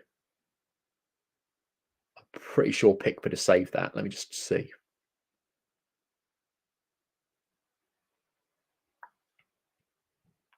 I can't tell if Pickford saved this. Let's have a look. Oh, he has. That's absolutely brilliant save. It really is. Opportunity Iran just had to get through. I think England, like I said, being a bit lazy now. Yeah, England are just given up at the moment now. I think they're just waiting for the final whistle. But what incredible save for Pickford! Even he's getting some good moments as well now. And as over at Escalator fan says, off the bar. But yeah, you can see obviously lots of rests now for Sterling and Saka, and obviously for Mount. I mean, I don't really rate Mount, so I don't really care. But it's good that England have got getting some rest for important players. And yeah, this has been almost the perfect start, really. You couldn't really have dreamed. I don't think there might have been some people who predicted a 6-1 or predicted a high scoring match here, but I don't think many people did. So this is just a much better even than we could have anticipated. It's just been a perfect start really to the World Cup. I've absolutely no idea why Pickford just did that, by the way. I don't know what is he? Pickford, that's the funny thing about Pickford. He's always like, all this sort of like pointing at his head and all this like shouting and stuff like that. It's just quite funny. But it's just trying to get his message across. But yeah, it's been a good performance for England. I think we're now going to be in the final minute, the 10th minute of injury time. So only a minute or so left. It looks to me like Iran are complaining with the referee about something. I think potentially maybe a penalty in there. I think they're complaining about a push for him to look at the VAR. I think that's what's happening at the moment. Could be 6-2 here then, if he's looking at VAR and there's a penalty here. But I think it might be a penalty. Oh, look, that's a good opportunity then for Iran to get another goal. 6-2 wouldn't be too bad, but that's still a very, very poor result for Iran. But it looks like it's going to be a potential penalty. And when they do go to the monitor, as we know in Premier League, Champions League, all the sort of leagues, it does tend to mean there is going to be one given. Let's have a look.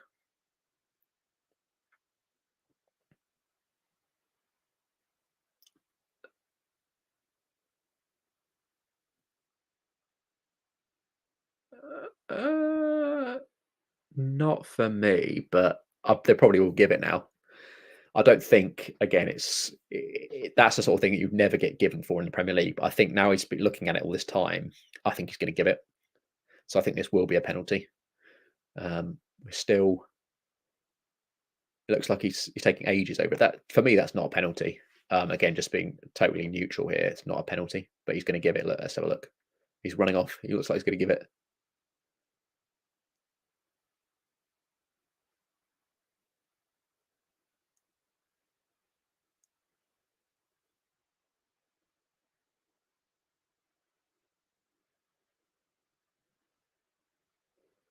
Fucking hell. Now, for me, that isn't a penalty. Yes, he's got hold of his shirt slightly, but it's very, very weak. It's only like what the sort of like if that's in like the Premier League or the Champions League or anything like that, that's never given. So it's not a penalty for me. Obviously, good opportunity now for Iran to get back into it and obviously make this game finish 6-2. But there's no, for me, I don't know what you guys all sort of think, but for me, that's not a penalty.